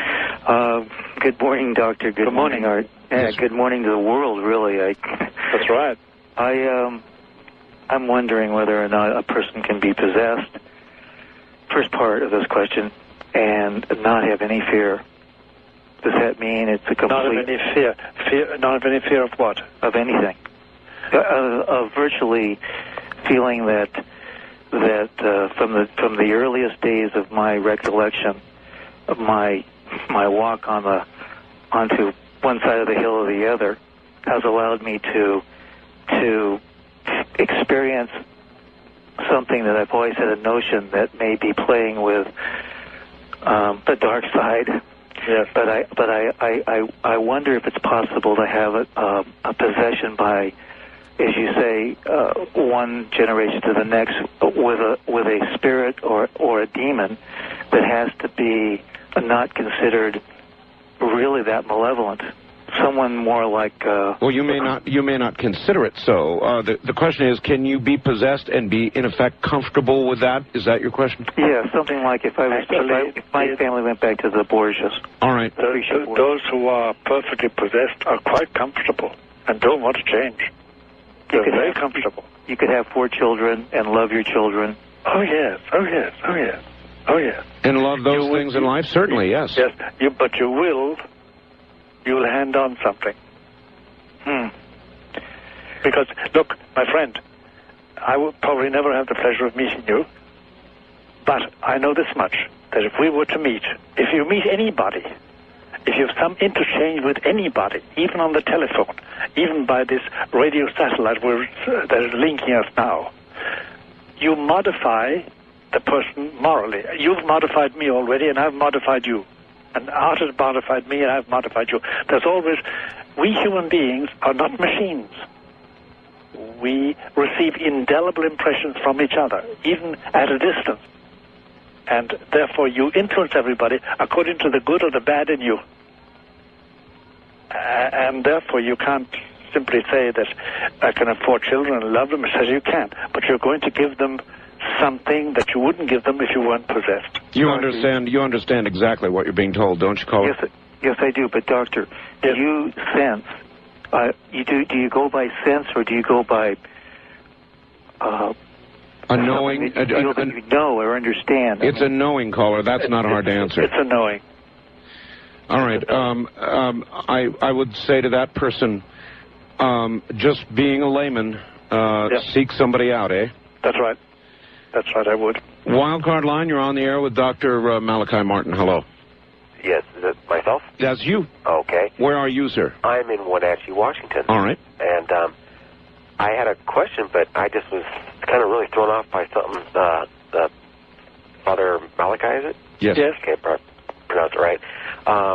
When you're talking about there are many roads to salvation. Yes. Am I interpreting that right? No, I didn't say that. There's only one Savior Art said that. and one salvation. Actually, I think Art said it. Well, we were talking about people not of the Christian faith, and I said there may be many paths. Many paths.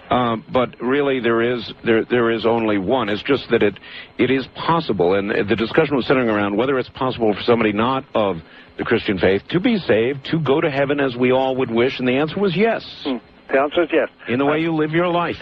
And the mechanism is there a scripture reference that I might look at, or? I beg your pardon? Are you basing that on a scripture reference? No, I'm not basing it on scripture reference because scripture doesn't contain all the truth I need. Okay. I'm basing it on the teaching of the Church. Of the Catholic Church? Of the Catholic Church, yes. I'm a Catholic priest. Right. I just wanted to clarify that. I was thrown off, and I thought, if there's something, I don't mind you believing whatever you want. No problem at all. Well, you should. You should really mind what I believe. I'm really mind what you believe, too. I want you to believe the truth, and you want me to believe the truth. Well, I guess maybe well, whatever. You're not indifferent to my salvation. I'm not indifferent to your salvation. I want you to be saved, and you want me to be saved. Oh, sure. Yeah, because hell's a nasty place. I can't be feckless and say, do what you like, believe what you like. No. I want you to believe the truth. And I said that with great love. Yeah, I didn't want to mislead anybody. When I said many paths, I meant for many people around the world, it is possible to achieve salvation without being formally a Christian. Yes. Thank you. Yes. East of the Rockies, you're on the air with Dr. Malachi Martin. Hello. Yeah. I can barely hear you, ma'am. Where are you? Wisconsin. Wisconsin, all right. Good. Yeah, I was wondering if if you talk to people about God and they get meaner, what's that mean?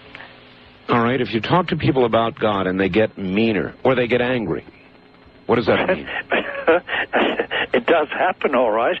Sometimes it depends on the person, though. Sometimes people may think you're just preaching at them and they get angry. They don't want to be preached at. Others, because they don't believe in God and they've shooed away from it and they don't want to be reminded of it.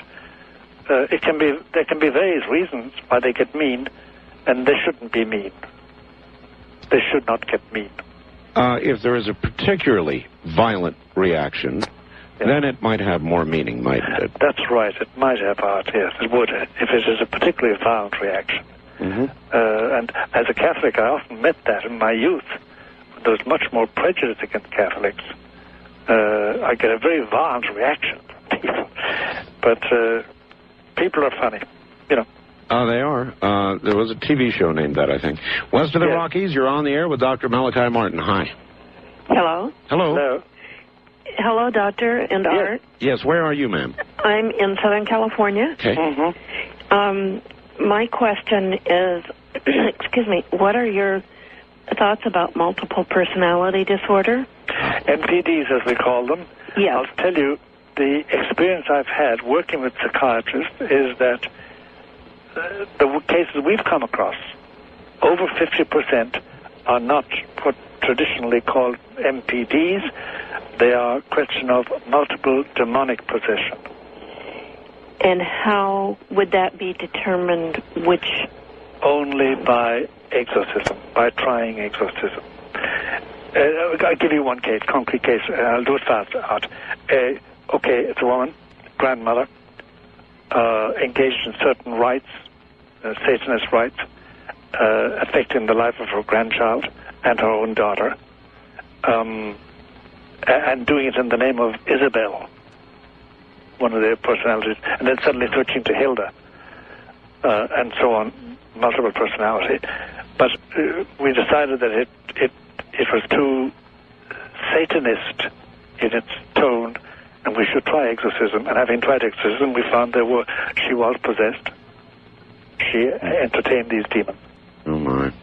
Yep. Doctor, is Satanism growing? Put it like this. The incidence of Satanism, both the clergy and the police find, seems to be on the increase. Seems to be. Yes. It's very hard to know. It seems to be. Is it that it's becoming more open, more flaunting? We don't know. But certainly the incidents are much more frequent nowadays. And you never know. It's very hard to know. You put that together with an 800% increase in the Northeast where you are in exorcisms. There does seem there's a special influence. Now, I should, but it's not relevant perhaps, but I should tell you the attitude of the Roman Catholic Church for a long time has been that this is especially, it's a time of history, especially in which Satan, Lucifer, has special liberty, which will end with the year 2000. But it's a part of inner Catholic law, that. East of the Rockies, you're on the air with Dr. Malachi Martin. Hello. Yes, this is Betty in Kansas City. Hello, Betty. Betty. Hi. Doctor, did I not understand you to say earlier in the program that many of the young priests nowadays don't believe in a hell? That's right. You know, I am the wife of a Baptist preacher. Yes. And for years now, my husband and I have had the theory that so many times we hear the love of God preached, but there's no the old-fashioned hellfire and brimstone. I know that's gone. And yes.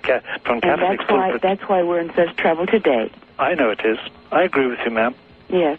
Doctor, it's real, isn't it? It's as real as the nose on your face, Art. And it's not as beautiful as your nose. But just to make a joke to relieve the tension of it. Because I shouldn't be making physical references, but it's an expression in Ireland, where I grew up. My nose is an open target. Don't worry about it.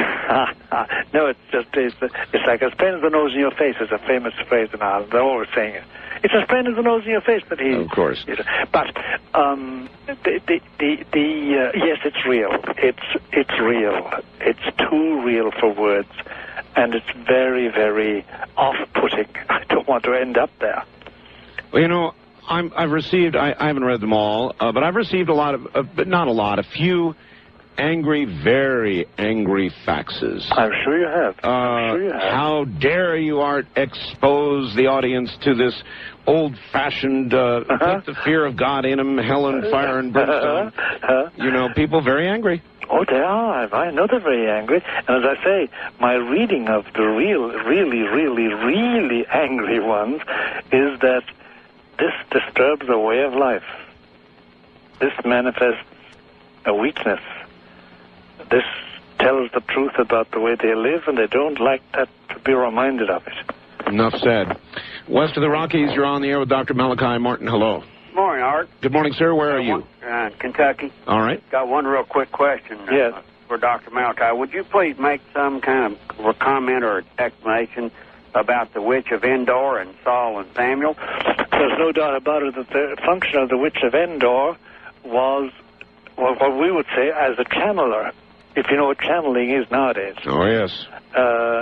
That's what she was doing, and she was used by Satan to give Saul a sense of despair so that he finally did commit suicide the following day, instead of trusting God. When you speak of channeling, there are many means of channeling. Isn't the Ouija board just another channeling avenue? Of course, that's what it is.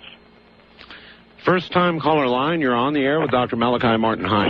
Yes, Art, good morning. Good morning. Where are you? I'm in Memphis, Tennessee. This is Billy. Hi, Billy. Doctor, I'm quoting from Mark 16. It's a bit familiar passage to you. And he said unto them, Go ye into all the world and preach the gospel to every creature. He that believes and is baptized shall be saved. He that believeth not shall be damned. That's right. And these signs shall follow them that believe. In my name shall they cast out devils. Yes. It just said that the requirement where is there to believe to cast out devils. What do you base your premise on that you have to be of special authority to cast out devils? I'm not saying that you have to be that. We've just had a man talking to us about an hour ago who has none special authority of any church, but he does cast out devils, he says, and there's no reason to disbelieve him. And I've known the singular case of one or two men and women who were able to do it, but they're very rare. In my church, the habit has been for a long time, for about 1,400 years, to do it under the authority of a bishop, because the bishop does represent Christ. Put it this way, Doctor, as a normal course of events, you would not ask your auto mechanic to perform brain surgery. That's right. Thank you. That's exactly it. All right. East of the Rockies, you're on the air with Dr. Malachi Martin. Hello. Yes, this is Scott from Wichita. Yes, Scott. Yes, I've got a question I'd like to ask the father there, please. Yes. The Pope that we have now. Yes. Is there any comment that he has made on the one that he is to predecess? In other words, is he uncomfortable with the next Pope? And then after you answer that, I got another question. Well, I doubt if he knows who the next Pope is. So he couldn't be uncomfortable with him. You know what I mean? He doesn't. I doubt if he knows who the next Pope is. Okay. One other real quick question, sir, please. A very good friend of mine here that lives in the same building that I do. We talk about what you've been talking about this evening, or this morning, rather. Yes. There is two particular demons that I don't know what the names of them are, but he has stated that he has seen one that attacked his wife. Very quickly, caller. In a sexual manner. Yes. There's one for men and then one for women. Yes. What are those names, please? I don't know. I only know the name of two demons. One is Lucifer, the other is Satan. They're distinct demons. Doctor, we're coming to the end of the program. It has been incredible. I want to thank you very much for having me. I want to thank you very much for being here. It has been absolutely incredible. And perhaps one day we will do it again. If not, this will certainly stand as the definitive program we've ever done on this subject. And I tell you, all you've got to do is to call me and tell me, and I will come to you. I'll do your show again and again and again. It's so much of a privilege to expect it, but I will do it whenever you ask. Thank you, my friend.